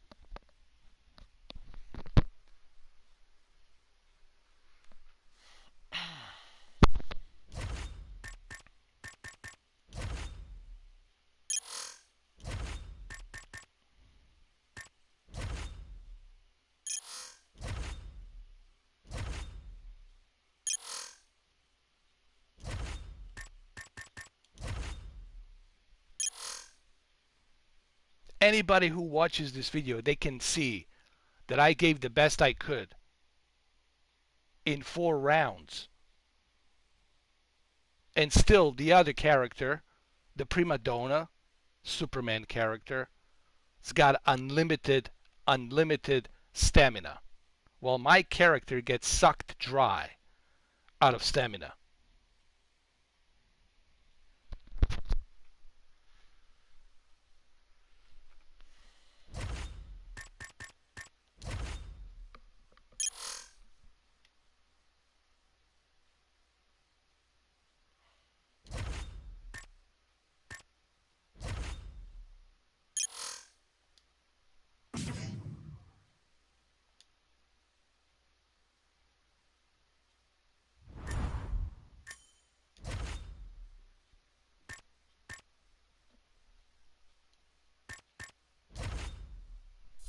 Alright, let me just grab a bottle of water. I'll be right back. Just grab a bottle of water. I need a bottle of water, man. My fingers are sweating, dude. I think I destroyed this controller. My fingers are sweating because I've been trying to work that ground game with Cain Velasquez.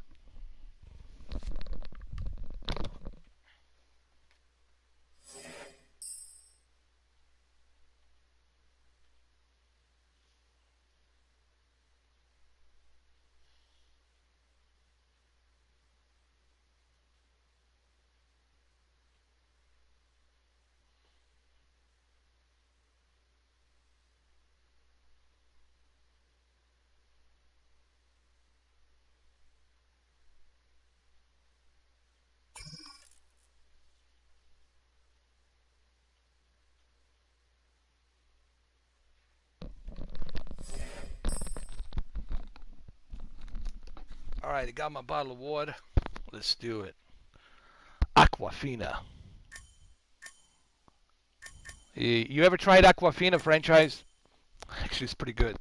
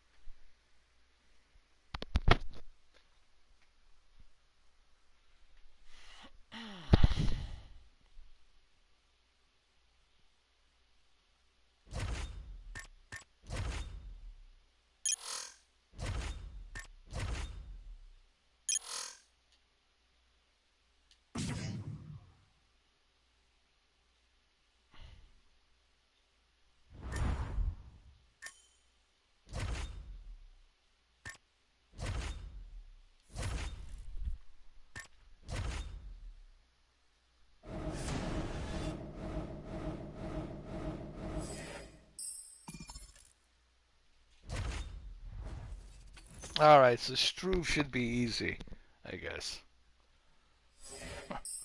What, Dillashaw got the belt? What?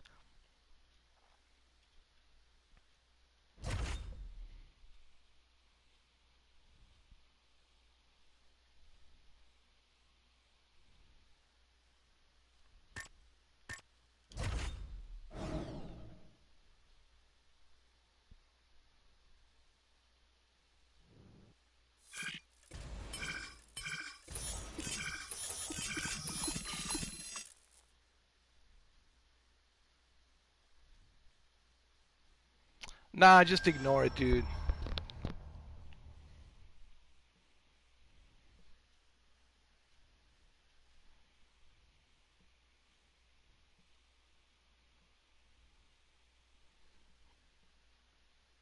I got him.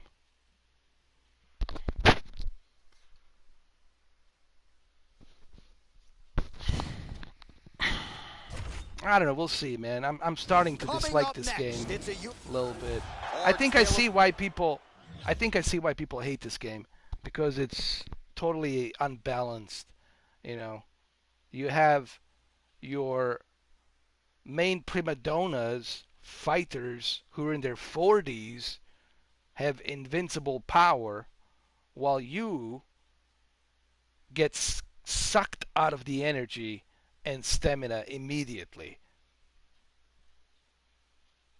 Yeah, I mean, it's bullshit. I think this is why people didn't like it, and I think this is the complaint.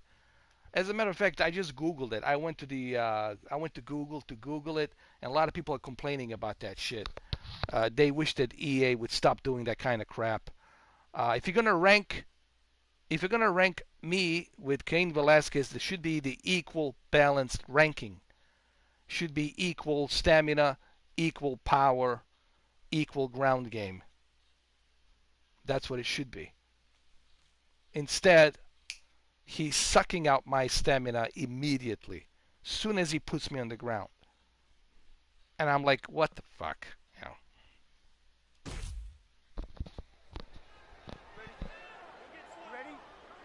All right, ready to go with live action here from Scotiabank Arena in Toronto, Ontario.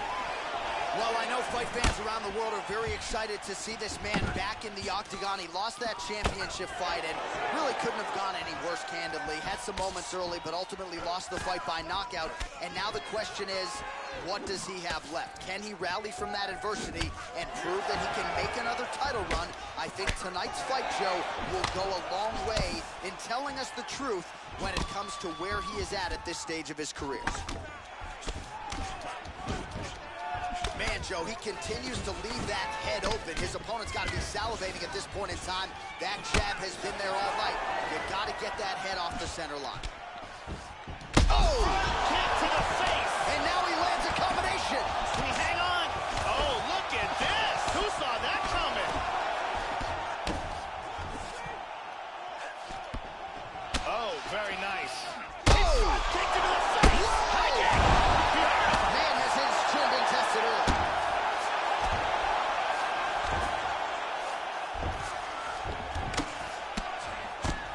Oh, good elbow. He's getting off some very nice ground and pound here. Another elbow. Oh, pretty good work here from the bottom, Joe, as he tags him with that punch. Struve gets absolutely melted by that head kick. Oh, that was a big left-handed connection. Oh! A front kick to the face. He's got him hurt here.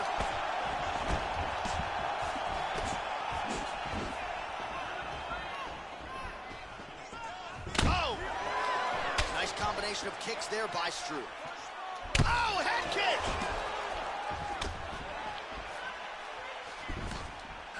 Oh!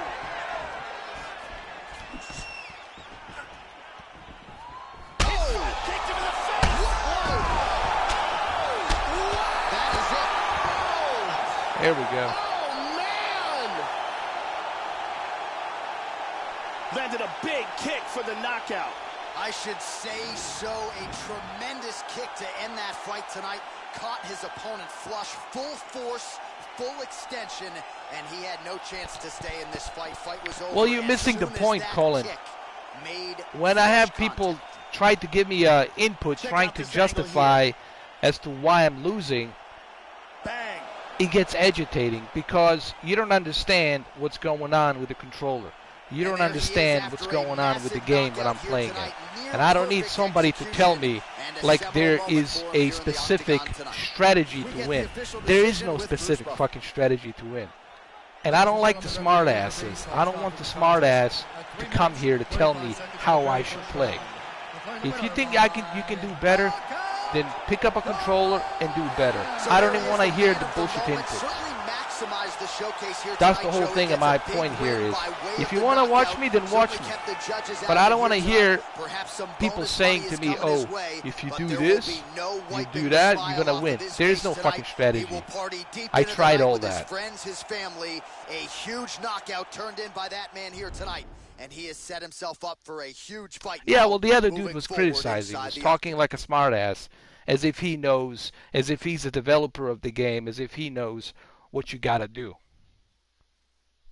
Okay, if I knew what I gotta do, I wouldn't be in the 4th round, still battling it out with the other guy, Cain Velasquez.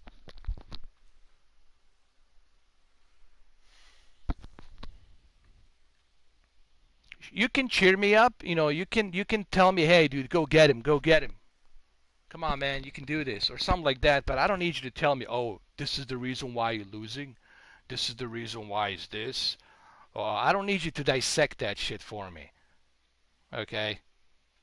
Well, this is the main reason you made a mistake here, and this is your mistake there. I don't want to listen to that shit. It's annoying for me to read that shit.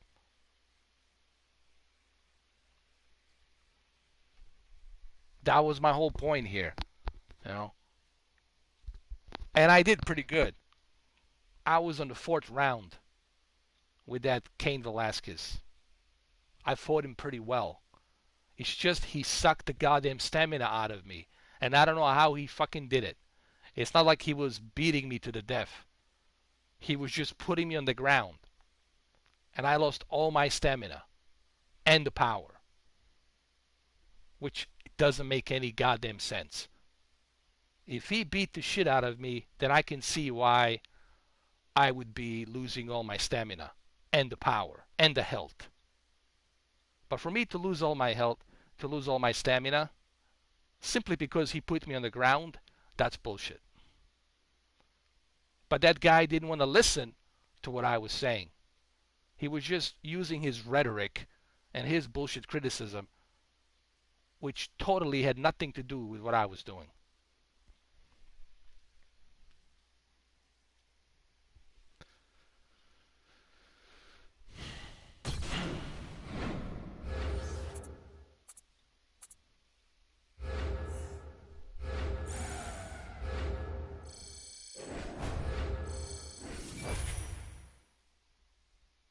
No, I mean, it's alright. It's just the other guy was being a pain in the ass.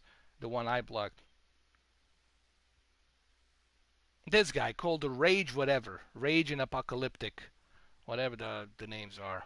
Rage or Apocalyptic, whatever it is. You know. This is exactly what he said. What did he say? I can even read what he says.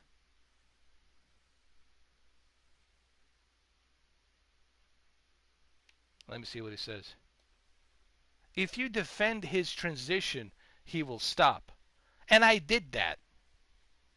I defended his transition. I got out of the fucking ground game. But I still lost my stamina and my health. How is that possible? Yet you didn't give the explanation to that. Where was your explanation on that, Rage? Exactly. Nowhere.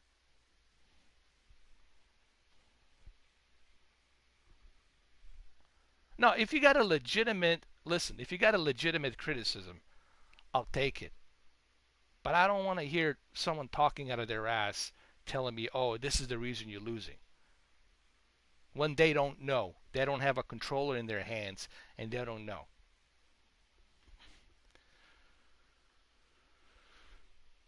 No, I blocked him too. I blocked the other guy too as well. I got him. I don't fuck around, dude. Once you show me who you are, I give you no second chances. I'm done with you, bro. I don't waste time. That's it. There's no second chances with me. Or you're only on one chance. Don't fuck it up. That's it. Just the way it is with me. I'm tired of giving people second chances. Because people use that shit and abuse that shit.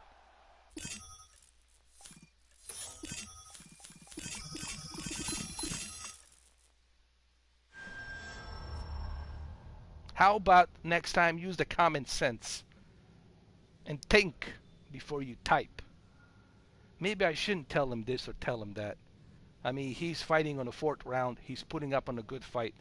Maybe I shouldn't be doing that. Maybe now is not the best time for me to criticize him. So that's what I'm trying to do. So next time you type, think about what you're typing. As you should. To begin with everything in your life, you should think about what you're saying. You should think about what you're typing. Because it has its consequences.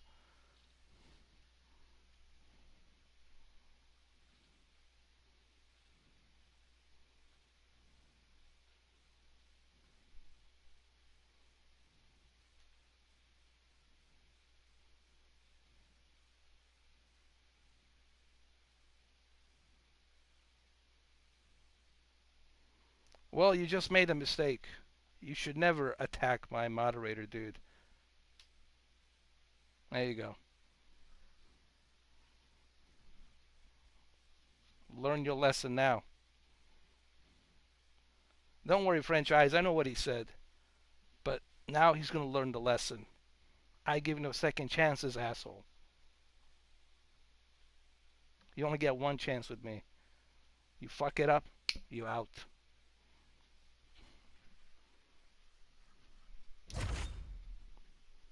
And I've been doing this for 6 years, just so you know, Colin. 6.5, almost 7 years. I blocked more people than Thanos snapped his fingers. You need to learn about me a little bit better.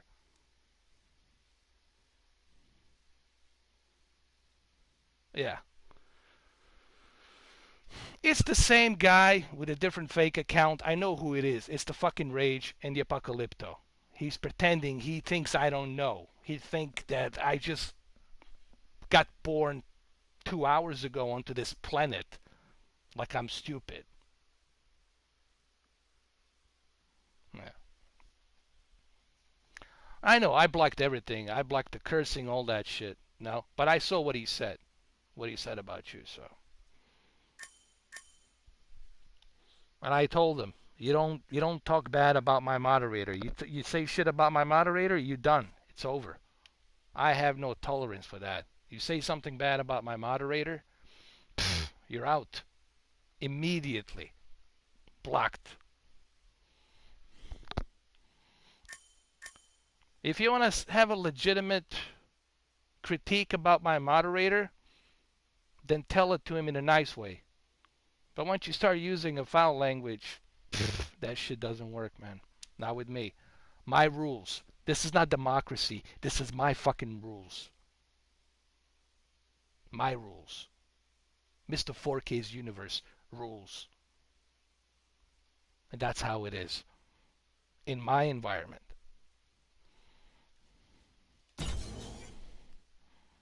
It is. Then that's how you get blocked, dude. That's how you get blocked for being stupid.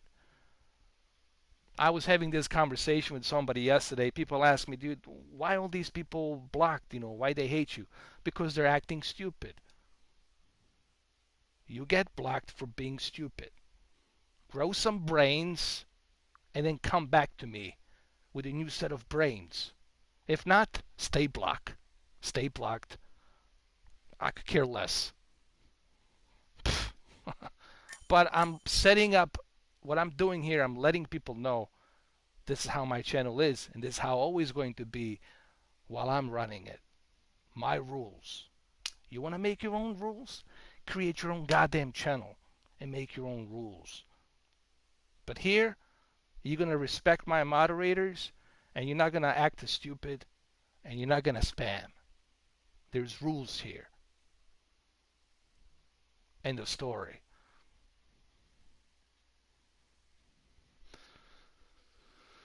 He went for you because he's butthurt prima donna. He's butthurt. He thinks he's always right. This is the problem with these individuals. They think they're always right. They can never be wrong. I'm always right. I'm never wrong. All he had to do was say, I'm sorry, man. I apologize. It was kind of wrong of me to say that. But I understand. Or something like that. But he just went right after you and started saying you're talking out of your ass. Well, you won't be talking out of your ass anymore, Colin. All your fake accounts that you create with your 2, 3, 4 different emails, you can kiss that goodbye. It's never going to see a light of day here. So now you know how smart I am. That I know how many freaking emails you have to open that account. So now you know my intelligence. Now you know what you're dealing with. Take that and shove it up your ass and talk out of it. Get the fuck out of here. Anybody who fucks with me, you're setting yourself up for fucking failure. Immediately, you're setting yourself up for fucking failure. Guaranteed.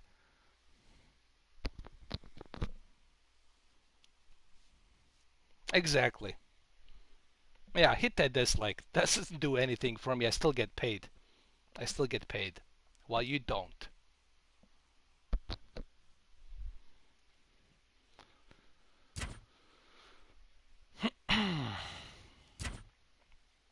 I gotta fight for Fabricio Verdum again. Oh my god.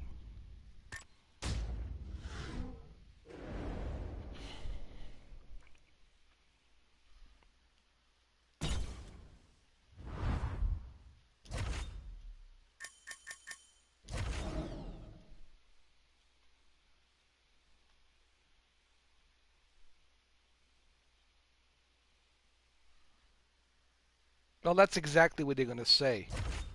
That's exactly what they're gonna stay. They're gonna stay in that purgatory, and that's it. Oh, I call it the pyramid, the blocked pyramid. That's where I put them in. And that blocked pyramid, they stay forever.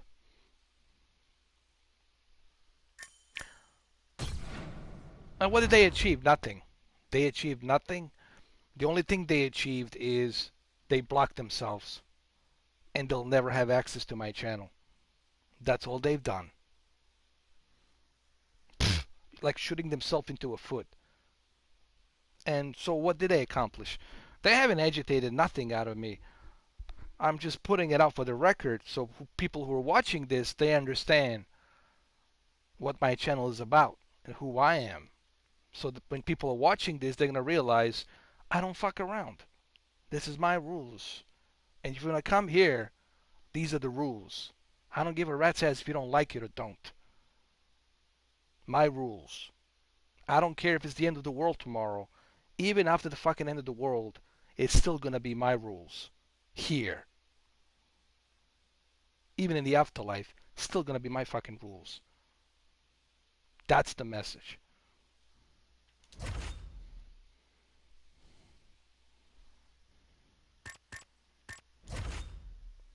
Yeah, go to your fake accounts. Go some more to your fake accounts. Hit that dislike. Go ahead, do it.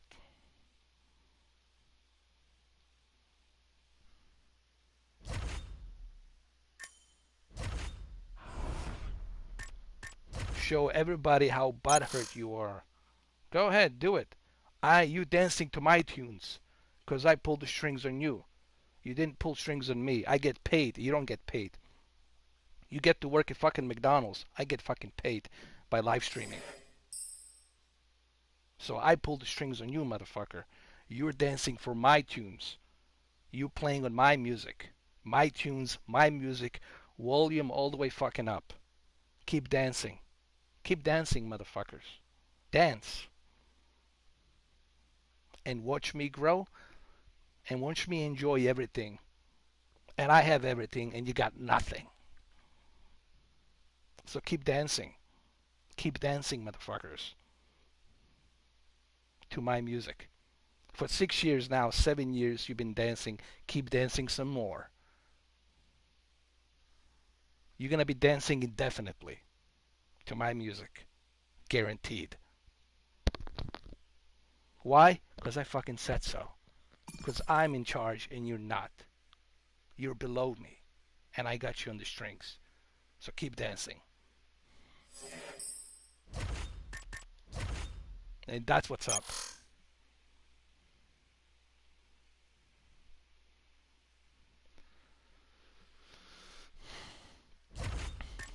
They haven't ruined anything. They haven't ruined anything. I'm just warming up, dude. I'm just getting ready for the next fight. They haven't done nothing. Except I live under their skin. That's what I did. I'm just saying this for the record. That's why I'm saying this. I know exactly what I'm doing. Nothing, let me tell you something, franchise. Everything I do it for a reason. I know what I'm doing. Nothing happens by accident. I know exactly what I'm doing, and I know exactly what I'm going to say, and I know exactly what buttons to press. Now, this doesn't mean I'm some kind of an asshole who's doing that for fun. I'm simply doing it to let these motherfuckers know that, hey, you're dancing to my tunes. As you've been dancing to my tunes for 7 years, making me richer. So keep dancing.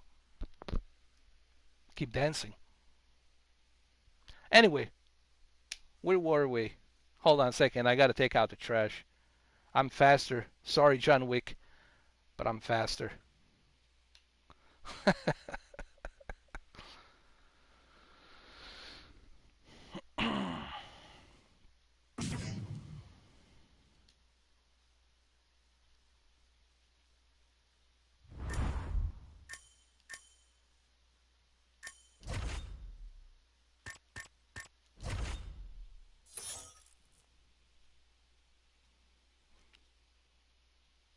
No, we are having a good conversation, dude. It's just this is type of a game where, I have to focus, I have to concentrate on a fight, so it's difficult for me to talk about it.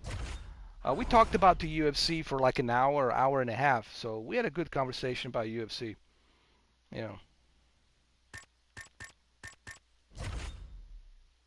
But there's times when I gotta, I have to let the Thanos come out and put the record straight. Once in a while he comes out, snaps his fingers. That's it. But who's on the card? Andrew, who's on the card? I totally forgot who's on the card tonight. Who's fighting?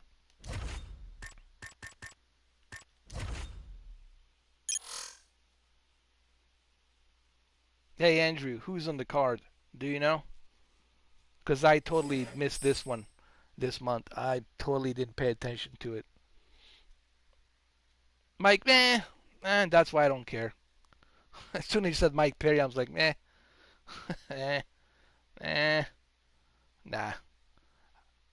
I want to see Tony Ferguson and Khabib. That's the kind of ticket, that's the kind of card I want to see. I want to see Tony Ferguson and Khabib. No, seriously, it needs to happen. I don't want to see a rematch with McGregor, Tony Ferguson. If Dana White wants to show to everybody that he cares, that he truly cares about the sport, then he needs to give Tony Ferguson an opportunity, a well-deserved opportunity to fight Khabib.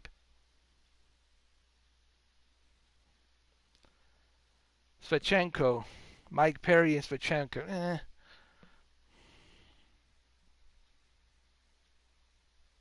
Not a fan of neither one of them, honestly. So, I mean, that's why I didn't even care.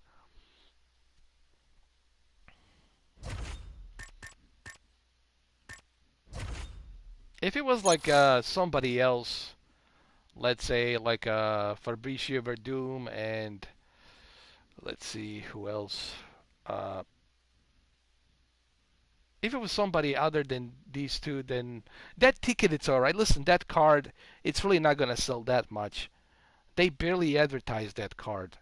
Like it wasn't even advertised that much, so it's gonna make okay money. So you know, I'm gonna watch Khabib fight, And then we'll see what happens with Khabib fight. And after that, it should be Tony Ferguson. If Khabib wins that next fight, Tony Ferguson needs to fight him. That's how it should be. That's how it should be.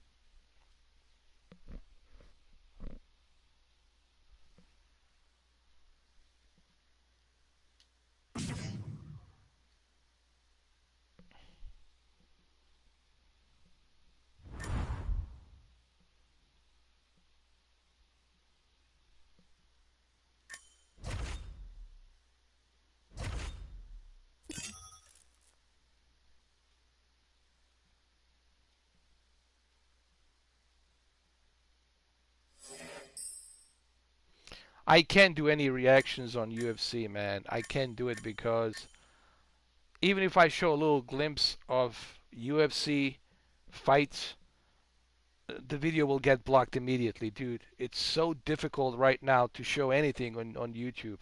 YouTube has such strict rules when it comes to showing anything from the sports. You can't even show Tom Brady smiling for 20 seconds.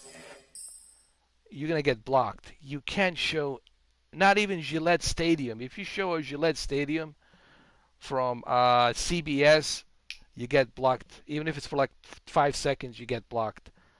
I would love to do reaction on the UFC fights, but I can't because you will immediately you get blocked.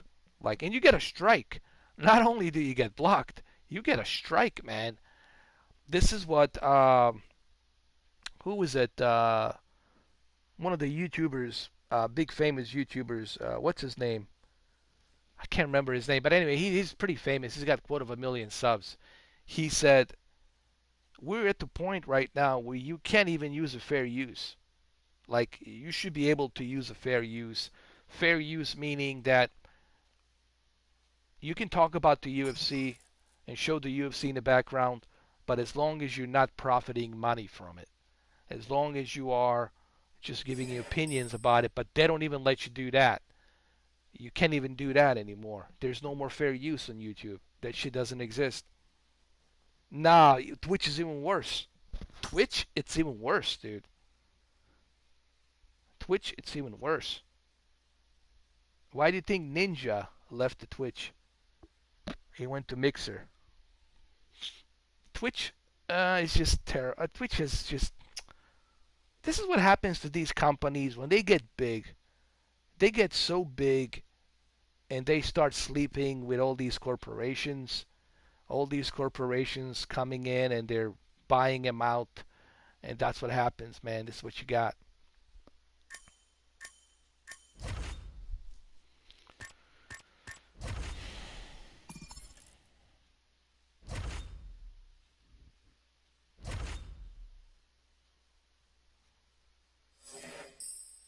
I think I understand why Ninja left Twitch. I think I totally get it. He's like, how the hell with this shit, man? You know. I think he's sending a message. I think what Ninja's doing, it's not because of the money, guys. Ninja, he doesn't care about it. He's got enough money, dude. Okay, the guy's got enough. He's got sponsors. He's got his own brand. He's doing great, and good for him. God bless him. But I think he left Twitch to send a message to Twitch that, look, you're gonna lose guys like me because of your stupid double standard rules. You have double standards. And those double standards are going to hurt your company because you're siding up with some of these companies that have a rhetoric, political rhetoric, whatever the fuck it is. So I think he's sending the message. I think Ninja is sending the message, and the Mixer, right now the Mixer, it's like, pfft. Mixer, it's like, he's like dominating on the Mixer. And Xbox and Microsoft and Phil Spencer couldn't be happier with Ninja, having Ninja. I saw him the other day. I was like, well, this is great. It's good to see him on the Mixer. Hopefully Microsoft and Xbox will learn from what mistakes Twitch is making And I hope that the Microsoft doesn't end up like Twitch, using political agendas, using double standards, SJWs, and feminism, and all this other shit. If they go down that route, it's going to be exactly like Twitch. It's going to end up exactly like fucking Twitch. You know. I did Mixer, but I don't know, Franchise, do you remember? Franchise? When I did a Mixer, I was barely able to put in 720p. Like, seriously. And I have a really good internet connection. I was barely able to put in 720p. So what's 720p? Nothing. For the internet today, I was barely able to do that. I couldn't even reach 1080p 60. So I hope that they fix that. I hope that they figure out a way to allow Xbox One X, because I want to stream directly from the Xbox One X. I want to use my Xbox One X, and I want to be able to stream directly from the Xbox One X with 1080p 60. Yeah, I see. I don't like that, dude. I mean, look at this. I'm on the PlayStation. Here's the sad part. This is Sony. And here's the sad part. I'm able to stream 1080p 60 directly from PlayStation 4. Not one single drop of quality has happened here.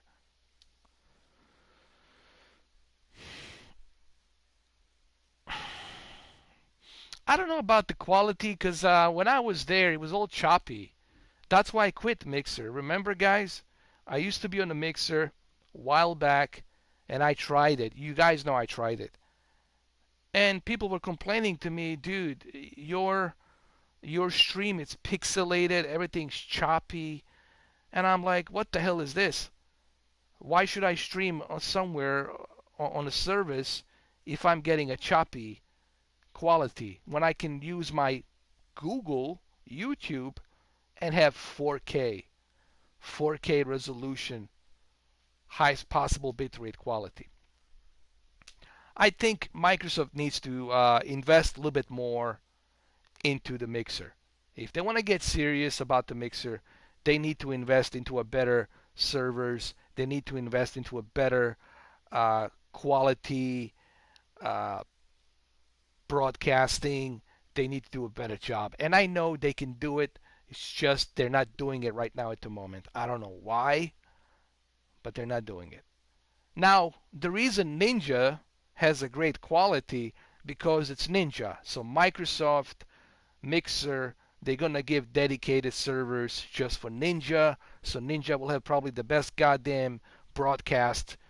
They're going to reserve a server just for Ninja to broadcast. They're not going to give me a server. They're going to give you a server, a perfect server to broadcast. But they need to make a unique servers. Mixer needs to invest in the better servers, so that way people can have a steady 1080. I mean, it's almost 2020. It's almost 2020. We're still talking about 1080p 60. I mean, Jesus H. Christ. But we're going to go to the Mars. We're going to land on the Mars. We're going to land on the Mars. We're going to put the man on the Mars. And we're still having a difficulty with 1080p 60. I mean, Jesus H. Christ. Fuck me sideways, dude.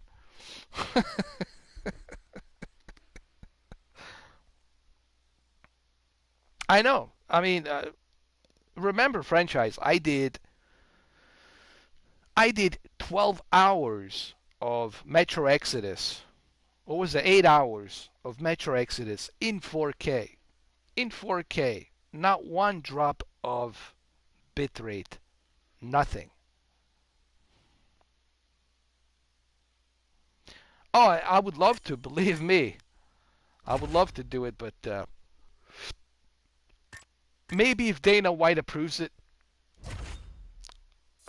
Since you guys need to contact Dana White, tell Joe Rogan, contact Joe Rogan, and have Joe Rogan contact Dana White and tell him, hey, is it okay if this Mr. 4K Upscaler gives his reaction on the UFC fights, because he's like the best rage reactor you're gonna have.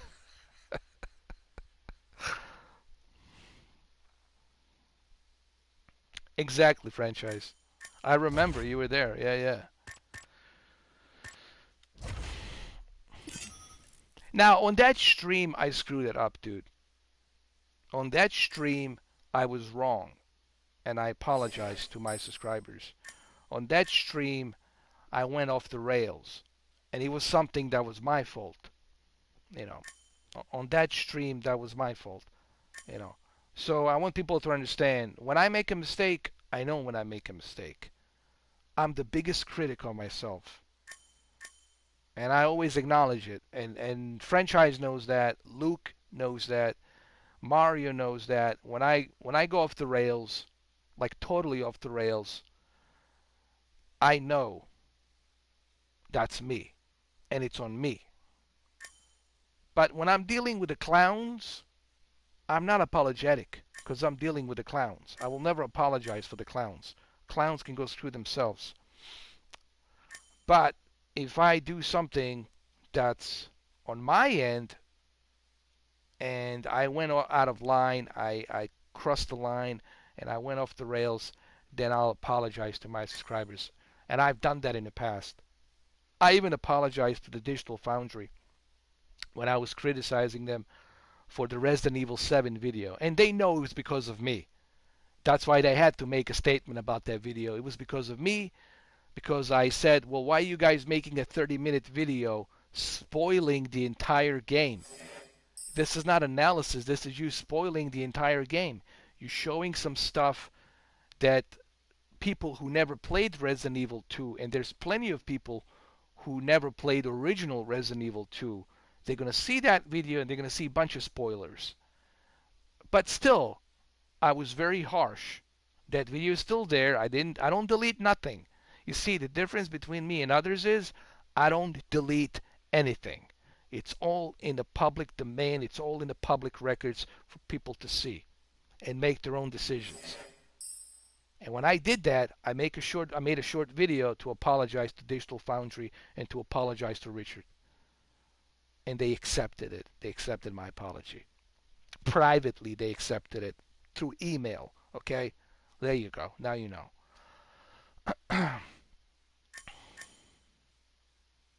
No, Andrew, I cannot show any footage of the fight. I have to be authorized by ESPN, Disney, and the UFC Corporation enterprise. I have to be authorized by both Disney and UFC. That's like the only way. But is Disney gonna let me? Do you really think that Disney gonna let me? The way I rage out, the way I use my language, you think they're gonna let me have my reactions? I don't think so.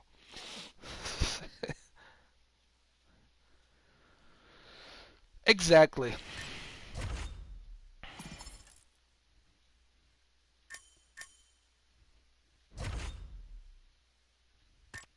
Even Joe Rogan, and here's a good example. Even Joe Rogan, and he knows Dana White. They're like best of friends. Like they're the best friends. I know for a fact they're the best friends. They're both from Massachusetts. They're both coming from the same background. I know they're the best friends. I know that. But here's the thing. Even Joe Rogan on his podcast cannot show UFC footage. And he knows Dana. And he works for the UFC. Joe works for the UFC. He knows Dana. That's his boss. But even he cannot show any footage from UFC. They can just talk about it and they'll look at it on the screen, and Jamie will put the camera to Joe Rogan, but they'll never show what's on the screen. You know, so even Joe Rogan cannot, on his podcast, cannot show any footage of UFC.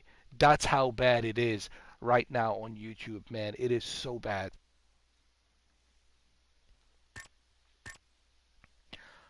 But that's the thing, you know, I cannot give you my reaction without a footage. I gotta show you the footage so I can give you the reaction. You know, that's how it should be, right? for me looking at the video and then giving my reaction. That's the whole point, right, of getting the best reaction out of me, is to see the footage of the knockout or a footage of a submission or whatever it is that happened during the fight, for me to see it for the first time and then give you my first time reaction. That's how it should be. But I can't do that, because if I do that, you get blocked and you get a strike. I'm not kidding. You get blocked and you get a strike. That's why nobody's doing it, because nobody wants to get a strike. Once you get a strike, you're out, dude. If you get one strike, then you got two more. If you get two more, you're done. Your channel gets deleted. It's over. And Google and YouTube, they're not messing around, dude. They're not messing around.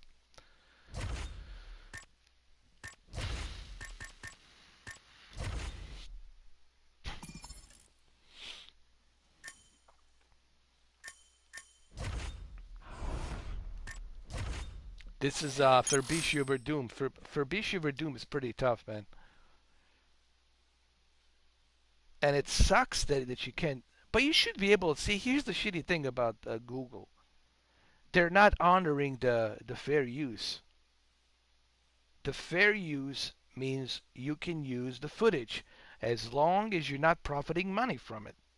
That's what fair use stands for. If you go through the statute laws, when it comes to copyright statute laws, you will see under that statute law that fair use stands for you can use the footage as long as you're not profiting the money. If you're profiting money from that footage, then you cannot use it. Fair use means you can show it. The proceeds goes to the owner, goes to the UFC and Disney.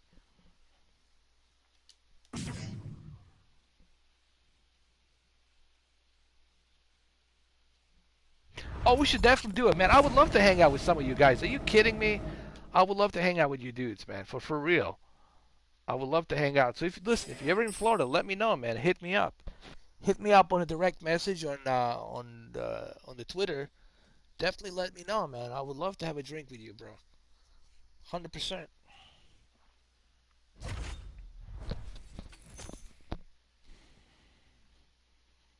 Anaheim, California. Oh, this is going to be a good one. Verdum's tough, man. He's tough. He's got that Brazilian jiu-jitsu, that BJJ, and he's a tough son of a bitch. Dude, even Verdum should be in the Hall of Fame. Why isn't Verdum in the Hall of Fame?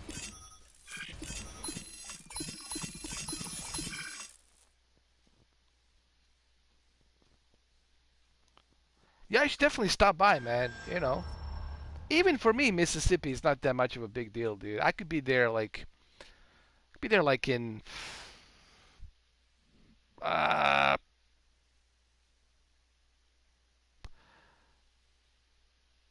I'll be fair. I could be there in 12 hours because I do like to stop by and grab a drink, grab a food.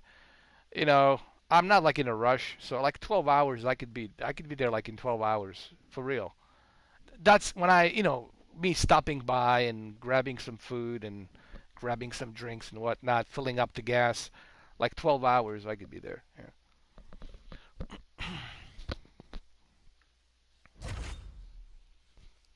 All right, coming up next, a matchup to determine the baddest man on the planet. Hell the yeah. UFC heavyweight title is on the line.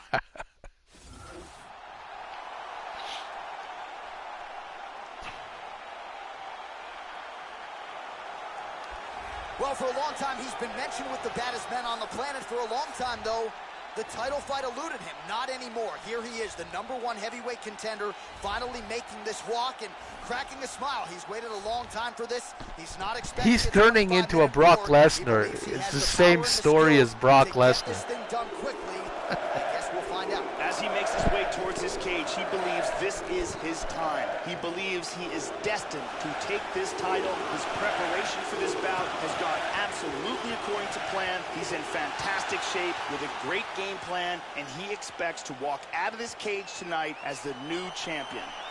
All right, let's do it. All right, let's go. You ready? You ready? All right, here we go. Up for grabs tonight, the title of baddest man on the planet as we get set to crown a UFC heavyweight champion. All right, ready to go for round one, and it's hard not to harken back to his last appearance. A huge knockout victory for him that set up this particular showcase here tonight. Can he keep the momentum going, work his way towards that top 10, and register another knockout? His fan base is swelling. He is more popular than ever after a big knockout win his last time out. Joe, how does he approach this? It looks like he may be going for Oh my submission. God, the Brazilian Jiu-Jitsu. Traps the arm, throws his leg over the top. Wants to secure that ankle underneath his knee. He's got it. Oh my God. That's enough, folks. We'll do it. Oh my God. We got to do this again. Hold on. And here's the end of the fight. The official decision. Let's fight again. And You ready? That Brazilian all right, here Jiu-Jitsu, we go. man, it's UFC impossible. heavyweight title is on the line. All right, so here he is, ready for round one. This man is all the way.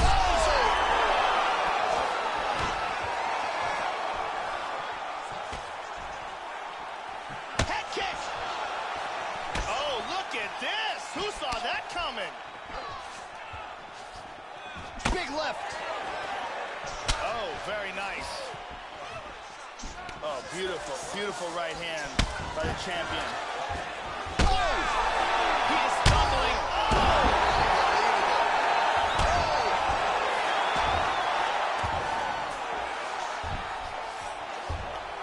Looking to pass. Well, he's been on his back here, but he's actually doing some pretty effective work, Joe. Lands a strike Jesus. there from the bottom. Nicely done there by Verdun. He's going for the arm. Oh my God, that Brazilian Jiu-Jitsu. Looks like he's got the arm bar locked Jesus up. Christ. Throw the leg over the face. This arm bar is very deep. He might be forced to tap here any second now. Outstanding. Unbelievable. Great job in getting this fight to the ground quickly. No, and see, get- this Now is we go inside. what I was talking about. It's impossible to fight. You know, what they do with some of these fighters is like they make their ground game so impossible for you to get out. You know, like even though you have unlimited stamina, even though you got all the extra points for your ground game and your striking, still you're not going to be able to escape the submission. And I think they purposely did this on some of these fighters, and that's the one thing that I think kind of sucks, in my opinion. Or Taylor. You ready? You ready? All right, here we go. UFC heavyweight title on the line. This should be good. Well, his last fight will be a tough act to follow as we get ready for round one here. Brutal knockout his last time out, and that positioned him for this opportunity here tonight. So, can he keep the momentum going as the challenges get stiffer, keep the winning streak intact, and of course try to get another win by knockout to take his popularity soaring to another level. Both guys throwing potential fight enders here in the early going. Joe, your thoughts on what we'll see in this matchup tonight? Fabricio Verdun has some spectacular knee techniques. Look for them to play a big factor in this fight tonight. Oh, huge kick to that lead leg. Hurt him with that overhand. Verdun gets touched by that kick there. Boom! Shin to the dome.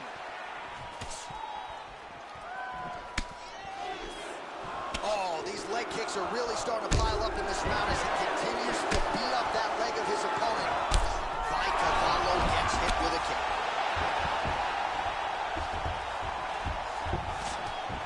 His leg is hurt here. You can see him limping a little bit. Steps forward with his right leg. Now he's in southpaw.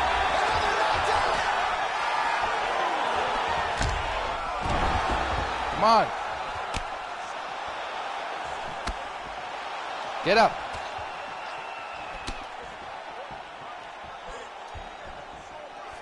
And it lands. Switches back again to southpaw.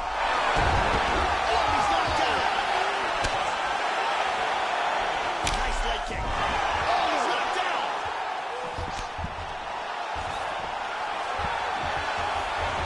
Now goes in and secures the takedown.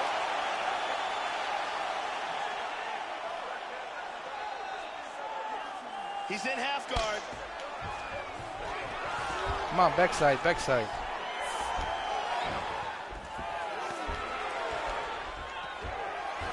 There you go. And he winds up on top. Looking to attack that leg. One arm goes through. How did he get my leg? Jesus Christ. That leg looks locked up pretty tight. He's got it. He wraps it behind his armpit. That gives maximum leverage. Oh, come on. That's it. Jeez, man. Round was almost over, but he sunk in the submission. The official decision is in. That's where we find. Like it's impossible, dude. Like you just can't do it.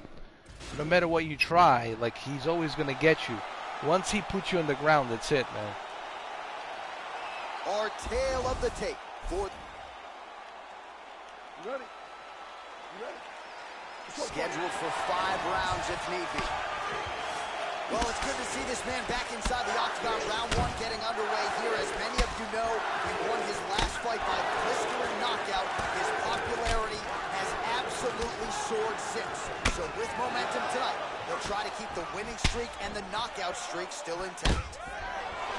Hit him hard with that hook. Lands right to the target, Joe. Oh, head kick.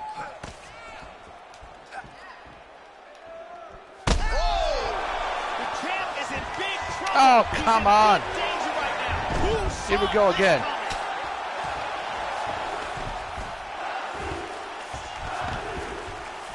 Beautiful into mounts. Controlling him from behind.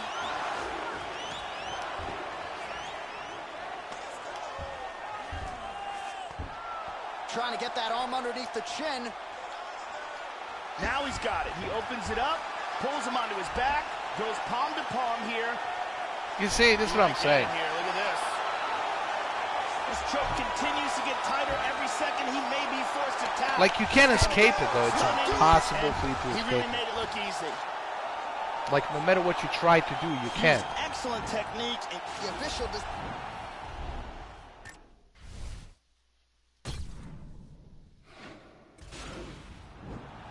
When is that going to happen? When is that happening?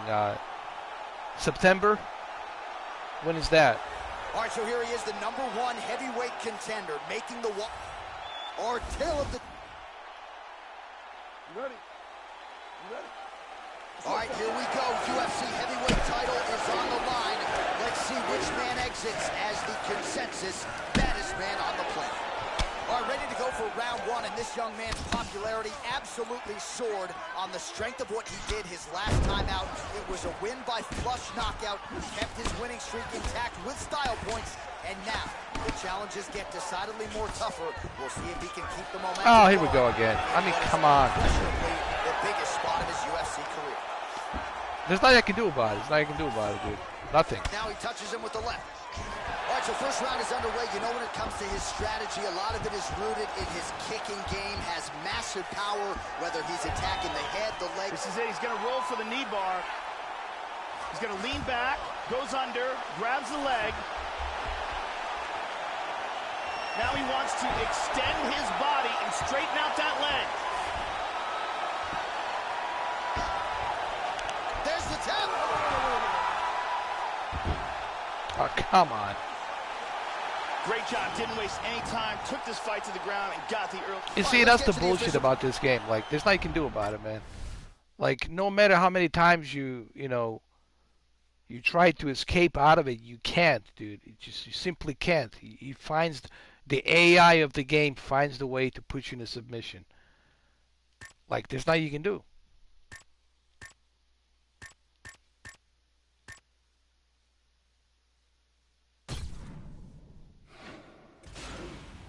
I tried that, man. You can't. Here's what drives me crazy. He's able to pick me up and throw me under the ground like I'm like a rag doll. I mean, I'm like 6'6", 270 pounds. Like, come on, man. All right, here we go. Up for grabs tonight, the title of baddest man on the planet. If you get hit like that, man, you're going down. I don't care who you are and where you come from and what your skill is. That's it. You're done. You can't survive that shit, man.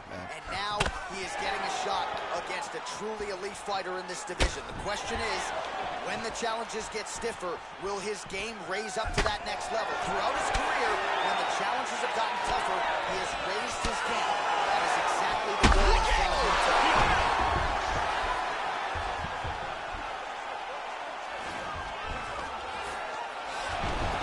Hey, look at this. He's able to get me. Like it's nothing. Even though I beat the shit out of him, he's still able to get me down on the ground. On triangle. Hey, look at this. Come on, man. He's got the arm secured. Scoots his hips back. Sprawls. He might have to tap any second now. This arm triangle is tremendously tight. So now you know why people dislike this game, why they didn't like it. Because it is kind of bullshit, man. I mean, come on. Got caught in the choke. He didn't have the time to tap. Let's try one more time. Let's see if I can do it again.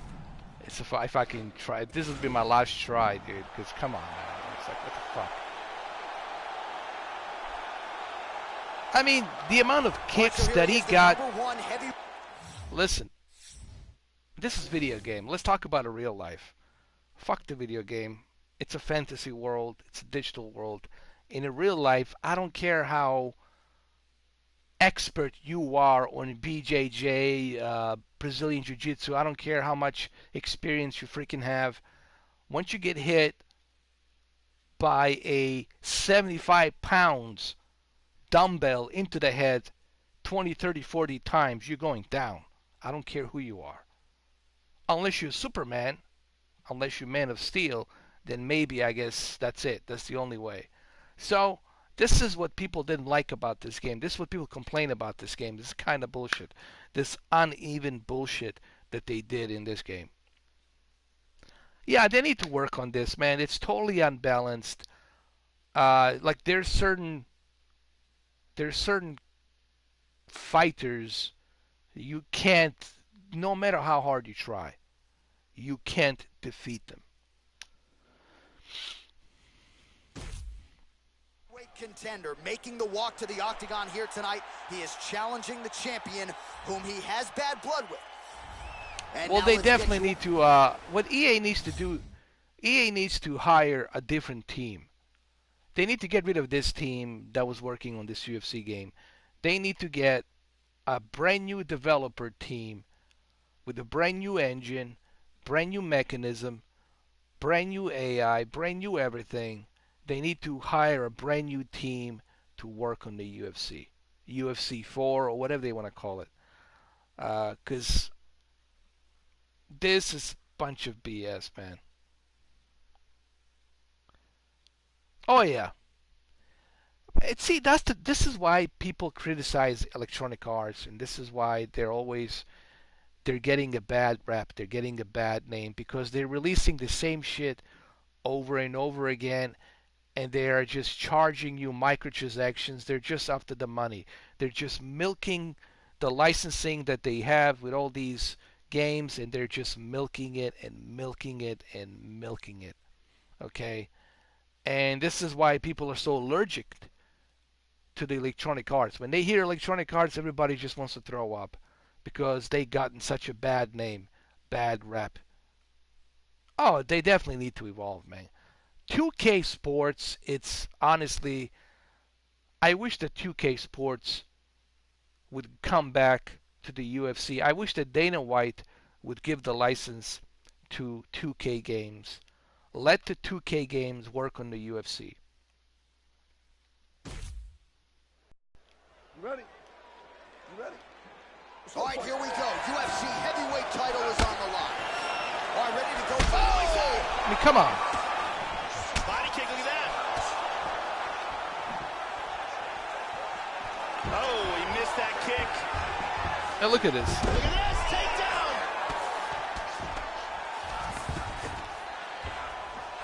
I can't even get up. Body shot there, too.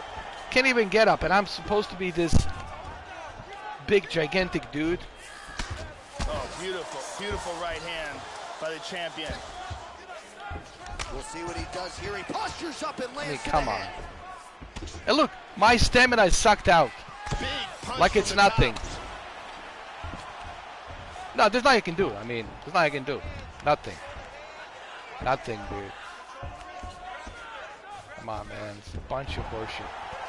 And look at my stamina. It's totally sucked out. All right, franchise. Knee to the body by the champ. Well, that kick landed the body beautifully placed right underneath that elbow. Let's see if he makes the adjustments now defensively to avoid opening up that midsection to further damage by that kick. Change it to the southpaw stance now, Joe. Huge block there. How about that shin? Look at my character. Looks like he's drunk. Tries some serious power in that kick, but misses. Good defense to block the strike coming back. Oh, he tagged him. He's got him hurt here. The champion is in big trouble here. He is in danger of losing his title. Oh, head kick. How clean is that jab? Wow. Oh, that's on the Xbox. Right here. Oh, he might be out. Oh, what a leg kick. Nice takedown. The Witcher, it's on the Xbox. I gotta do it from the Xbox. I still have him. Come on, get up, get up. Just missed with the left there. That one hurt. Leg kick checked effectively there by Verdun. Oh shit. He's in a lot of trouble. This fight is dangerously close to being stopped. Oh, very nice. 20 seconds to go in round one. Nice head kick. Oh, huge shot there, lands flush. Round two straight ahead. Let's take a look at some of the action from this round. Here's a vicious kick that results in a knockdown. I know, but see, that's what I was telling people, and that's what I was trying to explain to that one idiot that came into my chat room. I tried to explain to him, hey man, this game has issues, it has problems. And let's see that where again. you simply cannot do anything. You like your hands are freaking tied. Like you can't even escape the ground game. You can't even escape from submission.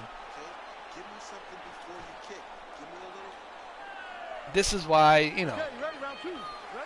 And it's listen, it's sad because they could have really made this game look great. They could have done a really great job on this game, but they didn't. Because they wanted to make it where you simply cannot defeat these legends. Well, you simply can't. If you maybe get lucky, if you get lucky, maybe, but you can't simply defeat them. That last round was absolutely insane. Both guys got rocked. If they continue at that pace, someone's going to sleep in this round. Oh, caught him there with the head kick. Oh, he got hurt. He's in big, big trouble. Get up, post her up, post her up. On the thighs, he's looking to pass. Get up. Ooh.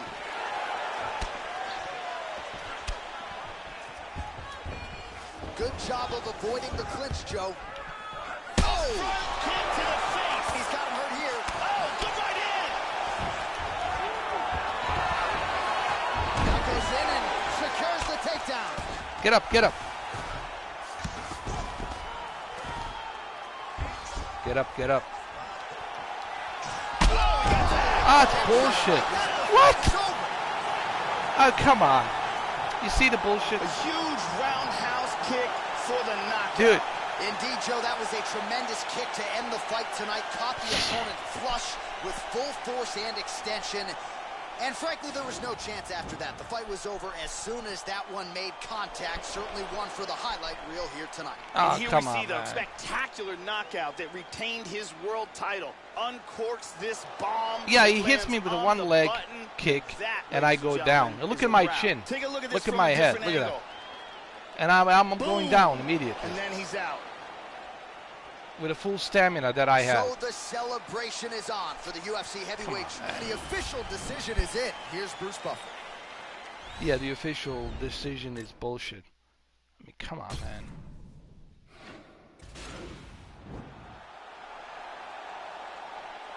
It's just agitating to play this fucking game like this. Our tail. You ready? You ready? All right, here we go. UFC heavyweight title on the line. This should be good. All right, so here he is. Now look at this. Round one. This His man kicks is just all the totally rage, given what cracked he me did up. his last time out, it was a win Like by as if crush I'm like a knockout. dwarf or Now something. he'll try to keep the momentum going as the challenges get more difficult. You win in the UFC 9 times out of 10. The next opponent is decidedly better. That is certainly the case here tonight. Nice jab by Verdun. Joe, your thoughts on what we might see here early? Fabricio Verdun is a full and wow! He's in trouble right now. The champ is in deep danger here. He's really hurt, and he is going to lose his title if he can't recover. Oh, this is bullshit, man.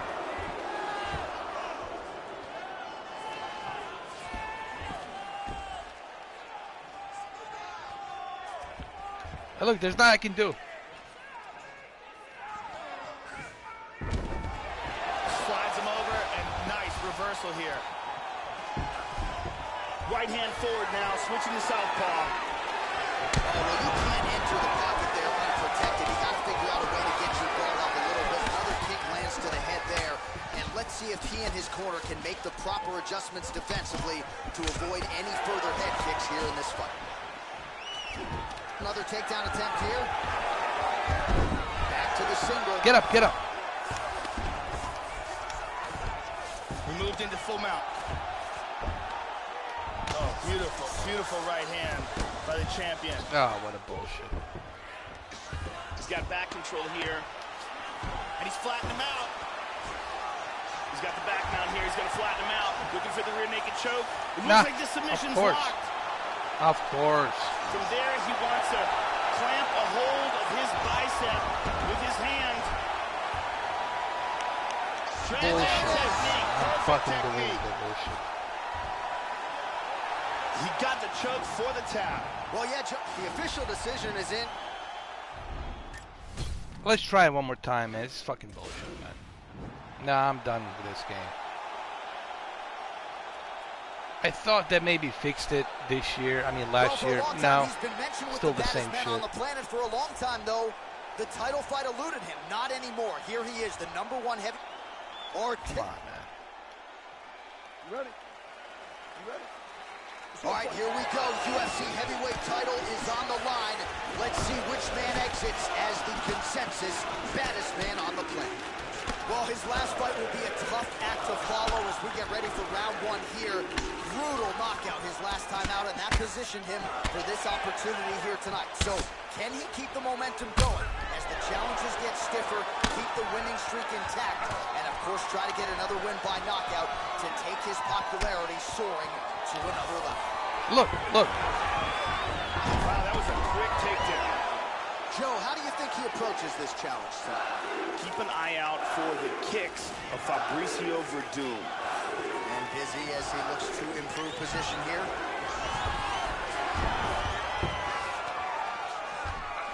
He's looking for an arm triangle. He's got the arm secured. Scoots his hips back, sprawls. This choke is getting very tight. He might have to tap any second now. He got it. He got it. Nicely done. Oh, my God. Great job in establishing that submission. No, it's simply impossible, dude. I mean, like, I'll try it one more time, but that's it. It's like, fuck this, man. Like, for real. Our tail of the... You ready? You ready? Scheduled for 5 rounds if need be. Well, it's good to see this man back inside the octagon. That one did some damage. And he landed the right hand there. Tries to move to half guard, but can't. Joe, what are you looking for out of him here in the early going? One of Fabricio Verdum's best striking weapons are his knees. Look for them to be a big factor tonight. Of course. Nicely done. Oh, strong punch there by Verdum. Of course. Posture's up here. I don't like this style of fighting. I don't like it. I don't like when a guy holds a guy down. However, it is effective. He's putting himself into a position to isolate an arm. Nah, there's nothing to do. He's going to sit back, throw the leg over the face, break the grip. Oh, that's it. Great job in getting this fight to the ground quick. Let's get it to Bruce.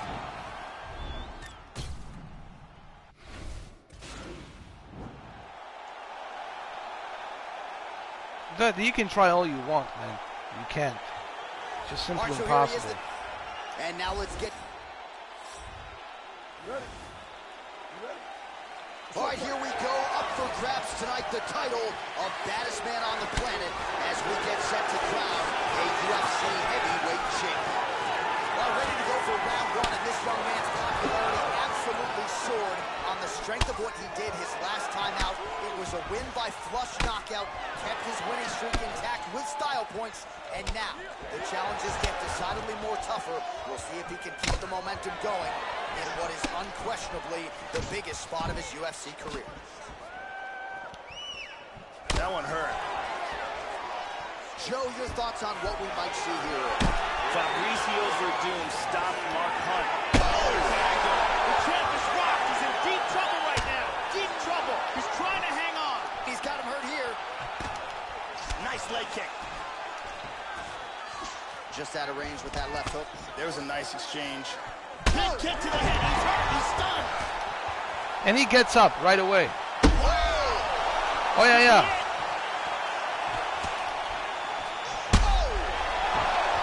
And look, my stamina goes down and he can able to bring me down. I mean, come on. Come on. Under 3 minutes now to go in what has been a very fast-paced opening round here.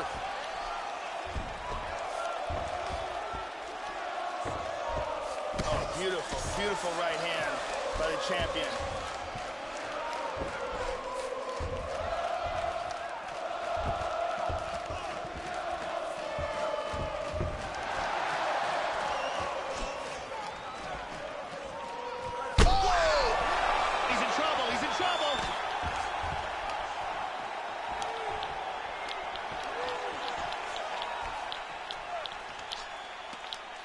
That knee might have landed there.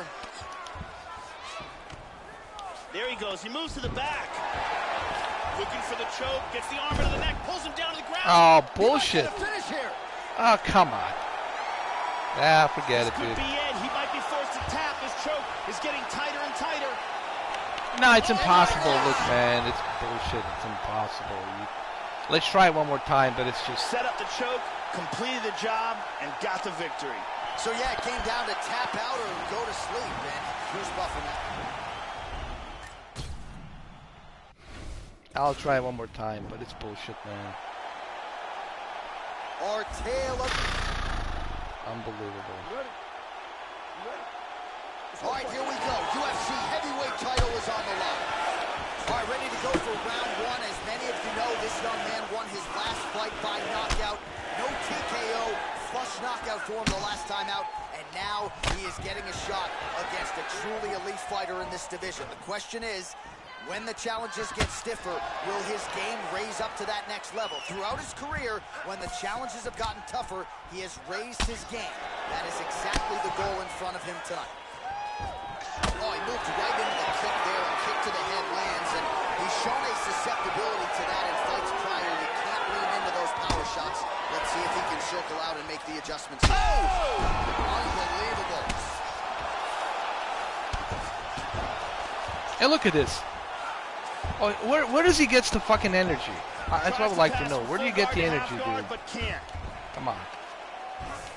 Good control. Where does he get the energy? Come on. He just got totally fucking knocked out. He's setting up the armbar. He's got that armbar locked in. Come on, man. Oh, we're getting a finish here. Anybody who's watching this, they can see bullshit. That's wrong. Everything that's wrong with this game. Everything that's wrong with this fucking game. And here's the end. Here now, Bruce. I mean, come on. He got slammed like 5 times by that leg kick. 5 times. Like a freight train. He went down on the ground, and I was landing the shots with the elbow, and still he was able to flip me and put me into a submission. I mean, come on. Come on, man. Let's do it one more time and that's that. I'm done with this. No, I'm done with this game, man. Fuck this shit. Well,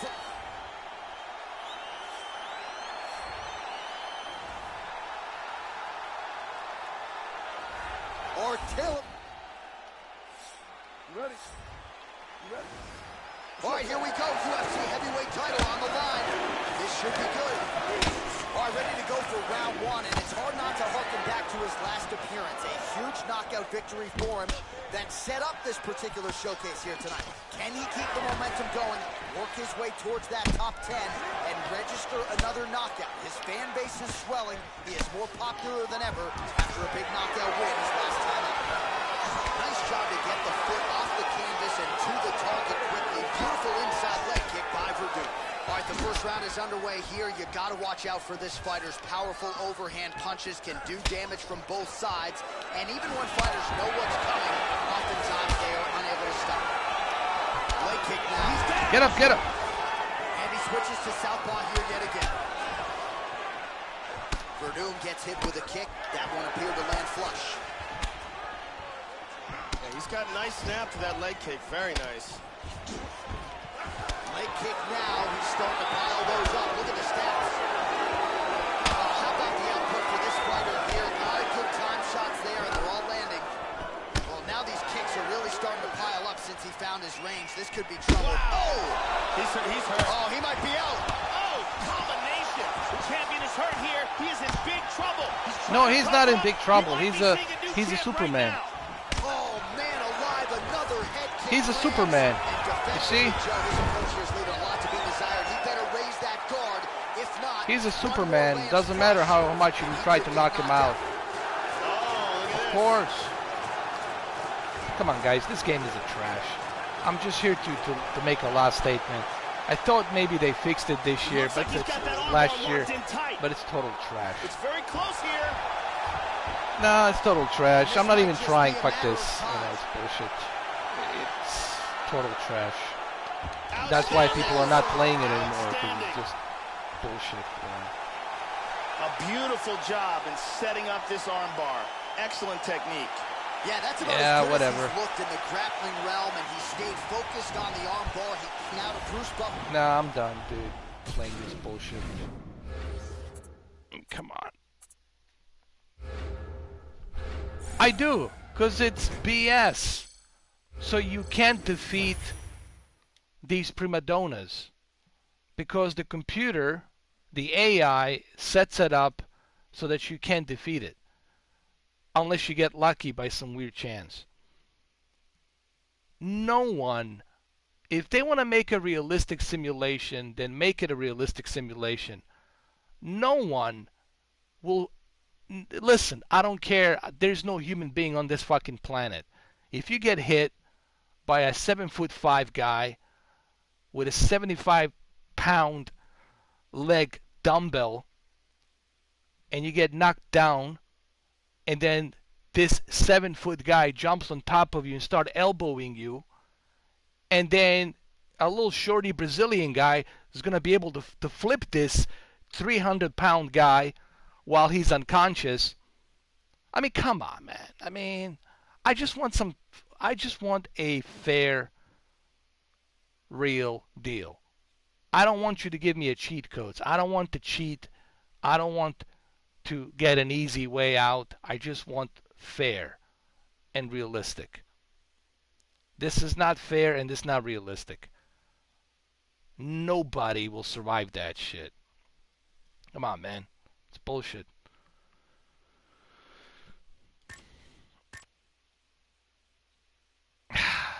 Well, here's the thing. Let me tell you what happened. I didn't buy it. I got the UFC fight, not the UFC, the EA Access. I'm trying a 7-day free trial EA Access on the PlayStation, and I was like, let me get into it. Let me see if they change something on UFC 3. And everything was going great. You know, I was 22-0. Now I'm 22-5. And I got my UFC belt. Everything was going well. But now, in order for me to get my belt back, it's totally impossible to get the belt back because the AI has switched to this Superman mode where every single fighter that is defending the belt, it's going to be ultimate Superman, meaning you cannot defeat him. No matter how much stamina you have, no matter how much strength you have, you simply cannot defeat him. And I tried, man. I tried. How many times I replayed this fight? 10, 20 times. For the record here, I tried, and still, I was not able to bring him down. I mean, it's just totally unrealistic. Guys, totally. Even Joe Rogan would tell you, okay, this is unrealistic. This is bullshit. All right. Even though he praises Fabricio Verdum and he loves him so much, and I do too. He's a great BJJ, Brazilian Jiu-Jitsu, and he's an expert on that. But come on, you're a human being. Once you get knocked the fuck out with gigantic Bigfoot caveman and you get slammed onto a ground, you can't do the submission, man. You are unconscious almost, dude. It's just unrealistic, man. I'm sorry, but it's just unrealistic. Come on. No. Yeah, thank you, Obama fan. I appreciate it. You know, I'm not trying to... Look, I gave this game a chance. I gave it a try. You all know I gave it a try. I tried to give it an honest... And I'm not shitting on it because I lost. I'm shitting on it because it's impossible to defeat the opponents that are defending a title. And this live stream, if you watch it from the beginning for 3 hours, you're going to realize that. You're going to say, oh, wait a minute. If you examine this live stream, if you watch this live stream, you're going to say, well, maybe he's right, dude. It's impossible. And if you guys don't believe me, well, do it yourself. What I just did here, you can do it yourself. Go to the career mode, climb up to the ladder, and see if you can defeat a belt defending champions, if you can defeat them. See if you can defeat them. Good luck. I tried. I couldn't. If I couldn't, I don't think you can. Unless you have a cheat codes. Unless you're using the cheat codes, well, that's a different story. All right? But I tried. And I think this is what people were complaining about this game. That it's totally unbalanced and unfair. And I happen to see why they were complaining. I understand why it got such a bad review. I understand it now. I get it. I get the complaints. Because I tried it. Yeah.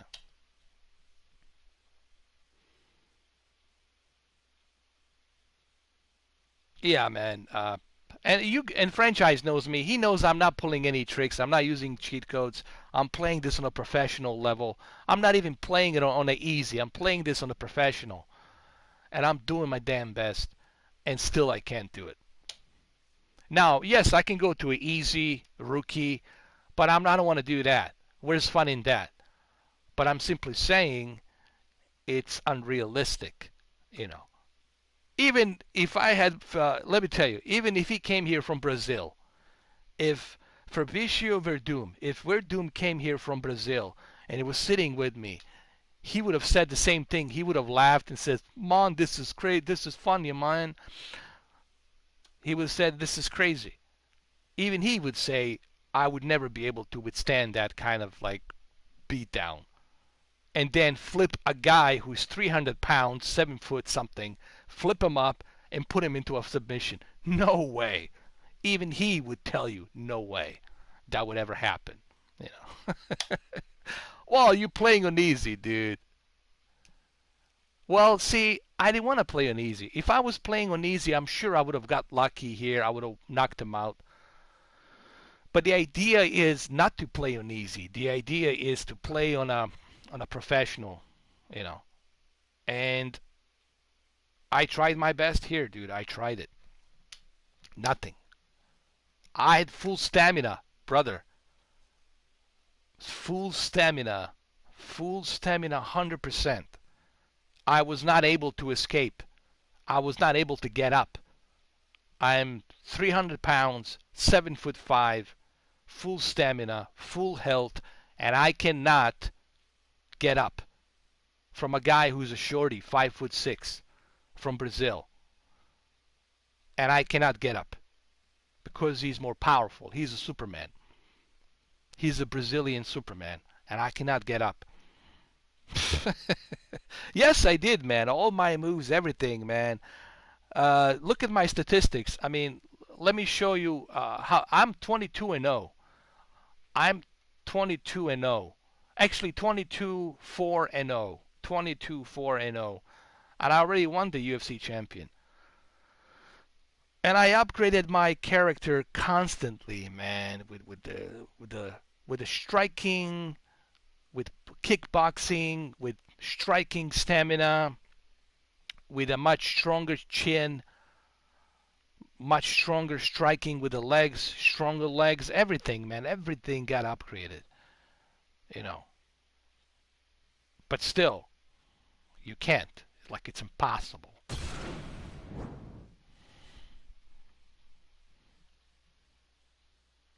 Now, you guys can try this yourself, you know. You can try the game. Try it for yourself. And good luck beating somebody who is defending a title. Now, it doesn't have to be Verdum. Anybody who is defending the title, you cannot defeat them.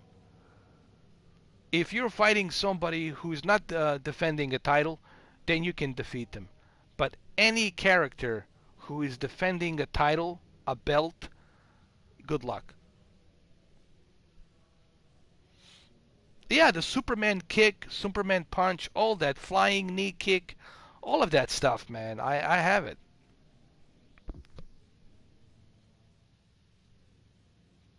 Oh, Def Jam was great, dude. I love Def Jam. They should do, you know what they should do? Jake, I thought about it. I wanted to, but, you know, I don't think I'll be playing UFC anymore. I'm done with it, bro. I'm done with this game. Because I see what's going on here. I see what they're doing, you know. I mean, it's not fun, you know. And I don't want to play it on easy. If I play it on easy, then it's going to be kind of stupid. Where's fun in that? If I'm playing it on easy, you know.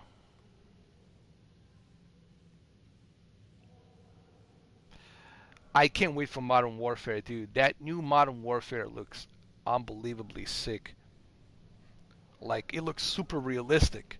They really went out to make the game look super realistic, but they're already talking about, you know, they want to pressure the Activision to tone it down a little bit. I think there will be an option for the gamer to choose how realistic do you want, how graphic do you want the game to be. So I think they're going to be forced to have that option.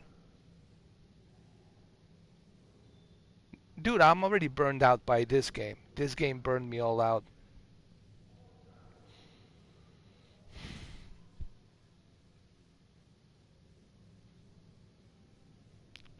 Go with the Q8, man. Why don't you wait for September, October, when they start rolling out these new deals, and get yourself a Q8. Because Q8 is gonna look much better for you to play that game.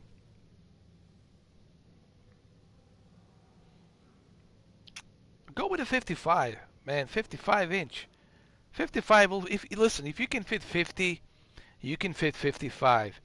But make sure you plug in all your cables first. Make sure you get everything plugged in the back. And once you do that, shove it in there and you're good to go. What's up, Ninja? How you doing, man? You should go with a 55, bro. Go with a 55.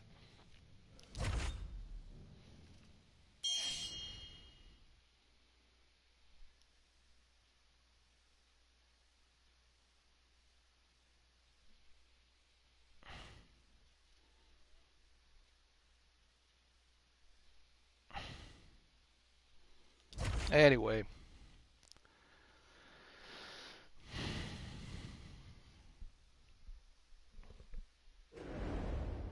As long as you're happy with it, dude. That's what I keep telling people. As long as you're happy with what you have, that's all that matters, dude.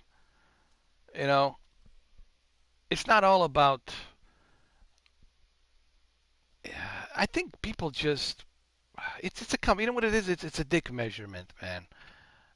We live in a society today where everything has to be a dick measurement. My dick is bigger than yours. Mine's made out of the gold. Yours made out of the silver. Mine's platinum. Yours a medium size orange. Or whatever. It's like this dick measurement shit constantly. It's just being measured. You know. It's not about that. It's about as long as you're happy. If you're happy with the TV, that's all that matters. Yesterday, I found in the basement, funny story, I found my 3D TV. I didn't know that I had it. No, I'm serious, dude. I had no clue I had my 3D TV. And it's a 10 years old 3D TV. It was released around the same time when the Avatar was released. I think, let me see, 2012, 13, 14, 15, 16, 17, 18, 19. Okay, so it's 8 years. This television, it's 8.5 years old. It's not 10, it's 8 years. I got it in 2012. And it's only 1080p. It's 1080p, 120 hertz, has a motion flow. It has a passive 3D technology. It's made by LG. It's a vertical alignment panel, VA panel. Has a decent local dimming. And I put on my 3D passive glasses. Guess what? It's still good. Still looks great. It's not OLED. It's not QLED. And it still looks great. Same thing with my Vizio. My Vizio M55C2.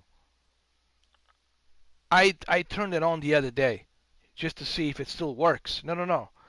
I turned on my Vizio M55C2. It's not even HDR.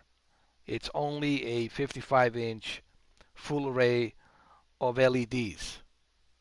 It doesn't even have local dimming. It's just a vertical alignment full array of LEDs. Guess what? Still looks great. Still looks great.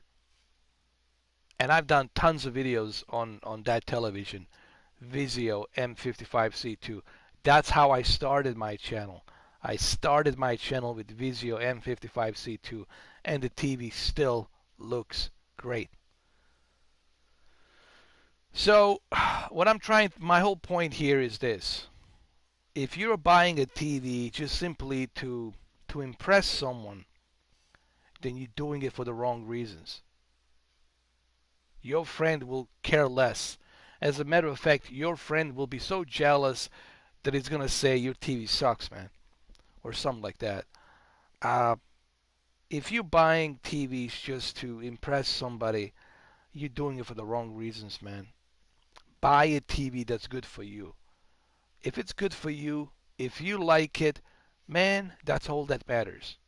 As long as you like it, that's all that matters. But the problem is everybody has a dick measurement these days. No, mine's better than yours. I have all this bells and whistles. Mine is better. OLED is, yes, look, OLED has a great picture quality. There's a reason why it has a great picture quality, but it's not all about the OLED. QLED's great. You can still enjoy 4K HDR on a QLED. You can enjoy a great, fantastic picture quality. You can enjoy it on your Sony 930E, on your Vizio, on your Vizio P Quantum. You can enjoy it on the, Jesus Christ, TCL R617. If I only had TCL R6, dude, I don't even know how many TVs I have anymore. Seriously, dude, I don't even know how many I have. It's ridiculous. Um, if I only had TCL, if my main TV was a TCL R617, guess what? I would be happy with TCL R617 if that was my main TV, if that's all I had. I wouldn't think about the OLED. I wouldn't think about anything else. I would be happy with that TCL R617. So it really comes down to you. As long as you're happy with it, that's all that matters, man. It applies for everything. Whether it's you buying a car, or you're buying a house, or buying a boat, or whatever the hell it is. If you're happy with it, if it makes you feel good, and you like it, you enjoy it, that's all that matters. So on that note, let's leave it like that. Let's leave it on that note. Well, I hope you guys enjoyed this 3 hours and 17 minutes of UFC podcast. It really was like a podcast, really, more like a podcast that took many different turns. We had to deal with some bullshit, obviously, with the idiots out there. You know, there's always a smart ass comes in and out. So it happens. What are you gonna do? So I hope you guys enjoyed it. So UFC 3, I don't know, man. Give it a try. Give it a try and good luck. But eventually you're gonna end up in the same situation that I'm in right now, and you're gonna say, "Oh shit, man, I totally get it. I totally understand what Mr. 4K is talking about." You know, and I don't see how you're not gonna end up in the same situation. You're gonna get to the same part, and you're gonna say, "Fuck, I cannot defeat any of these belt holders, UFC champs, fighters. The AI made them look like Superman, and I cannot defeat them." Alright, guys, have a good one. Thank you, franchise. Thank you, Bama fan. Thank you, Jake. Who else showed up? First Never Follows. Thank you. Andrew Hansen. Thank you. Ninja. Where's Ninja? Ninja Realm. Thank you. Bama fan. Thank you. I already mentioned Bama. Bama fan. Franchise. My moderator. Andrew. Daniel. Sorry, Daniel Ashton, man. I didn't see you because I was being focused on the fighting in this game, so I totally missed out on you, man. So my apologies. I'm sorry, dude. But thank you, Daniel, for stopping by. See who else. And of course, we're not gonna give a shout out to clowns. Clowns will not be given any recognition. All right, guys. Danger Realm. Bama fan, please, man. I would love to see you do it, man. I maybe there's a certain combination or something. Maybe there's something I'm missing. Maybe there's something I'm missing out. Maybe there's a strategy to defeat these title champs, belt holders. So maybe you'll figure that out. Nah, don't worry about it, Ninja Realm, man. It's all good. It's all good, man. You didn't miss much. You only missed a UFC podcast. This live stream was a UFC podcast. We talked about Dana White. We talked about the UFC, ESPN Plus, and of course we had to deal with a bunch of smart asses and a bunch of clowns, which is usual. That happens. And there's always a few of them come in, and And of course, the frustration, the gigantic frustration with trying to defeat the AI here on this game, which is impossible. Other than that, thank you guys. Appreciate it. I'll see you soon. I got some other videos I'm working on. Uh, I might have a Q&A tomorrow. If you guys want me to do a Q&A, I might do a Q&A. I think maybe it's time that I do a Q&A tomorrow because I know you guys have a lot of questions regarding televisions and whatnot and some other stuff as well. So I think maybe it's time I do a Q&A because there's a lot of stuff happening in terms of televisions, in terms of video games and consoles. There's a lot of stuff out there. It's a bunch of stuff to unpack. And I think Q&A is the best place to do it. GTA 5, it's always relaxing. Grand Theft Auto 4 is the most relaxing game. I find Grand Theft Auto 4 relaxing. That's like my therapy. Grand Theft Auto 4, Liberty City. All right, guys, have a good one though. Thoughts on PlayStation 5. Well, let's save it for tomorrow. I'll give you my thoughts on PlayStation 5 and some of the stuff that I learned, some of the rumors and whatnot. I'll talk about that tomorrow on the Q&A. You guys will see my face and everything. I'll be there. We'll talk about it. Let's save it for the Q&A. Yeah. Let's save all those questions for Q&A.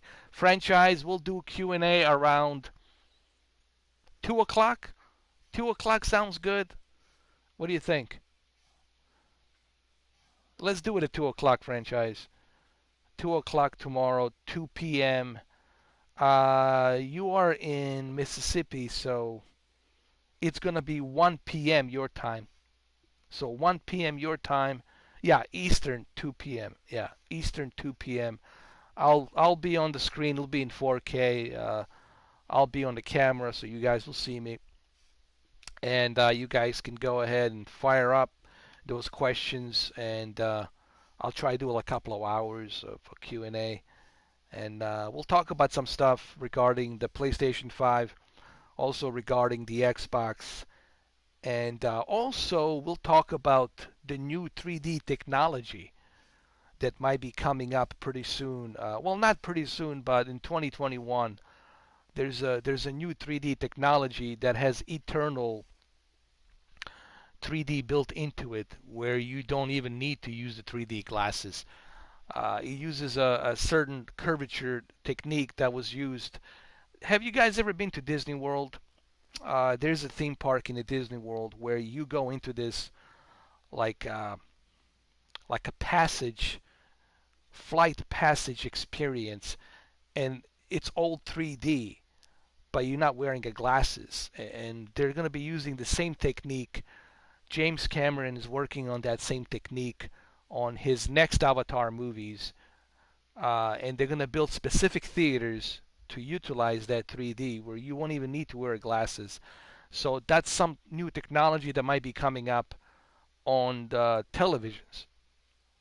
And I think that's going to be the new future of 3D televisions with a higher resolution, much better, color gamut, HDR, peak brightness, and when you add the 3D on top of that, I think you're going to have the best possible 3D experience. No glasses, it's just TV, curved TV, and but we'll see. We'll see what happens. This is still in the works. James Cameron is testing it out, and we'll see if it's going to be, I'll have some more information on this tomorrow for you guys. I'll give you the article about it. I'll post the article and show you the article from the Lightstorm Entertainment. Lightstorm Entertainment, for those of you who don't know, is the James Cameron studio. And all of the movies you have seen, including Titanic, Terminator 2, every single movie he made was done by Lightstorm Entertainment. But more on that tomorrow, guys. All right. Oh, the new avatars. Look, Endgame, it's a great movie for a Marvel universe. But I wouldn't say it was the greatest movie ever made. To me, the Avatar is still the greatest. It's that movie. It's so perfect. It's perfect. I don't know how else to use the words, but just perfect. It's really perfect. So anyway, I'll see you guys tomorrow, and we'll talk about this. We'll have a Q&A for a couple of hours. All right, guys. Love you all. Be good. Take care. And sorry for the the unusual rage, but it happens. I have to make my point, and my point was duly noted. So uh, there you go. But I'll see you tomorrow, guys. Q&A. Have a good weekend, and we'll see you tomorrow on Sunday. Yeah, before I leave, Andrew. Yeah, before I leave, Andrew, I just want to say a couple of things because you mentioned the end game. The end game, it's good when you're watching it for the very first time. It's good when you're watching it for the very first time and you don't know what's going to happen.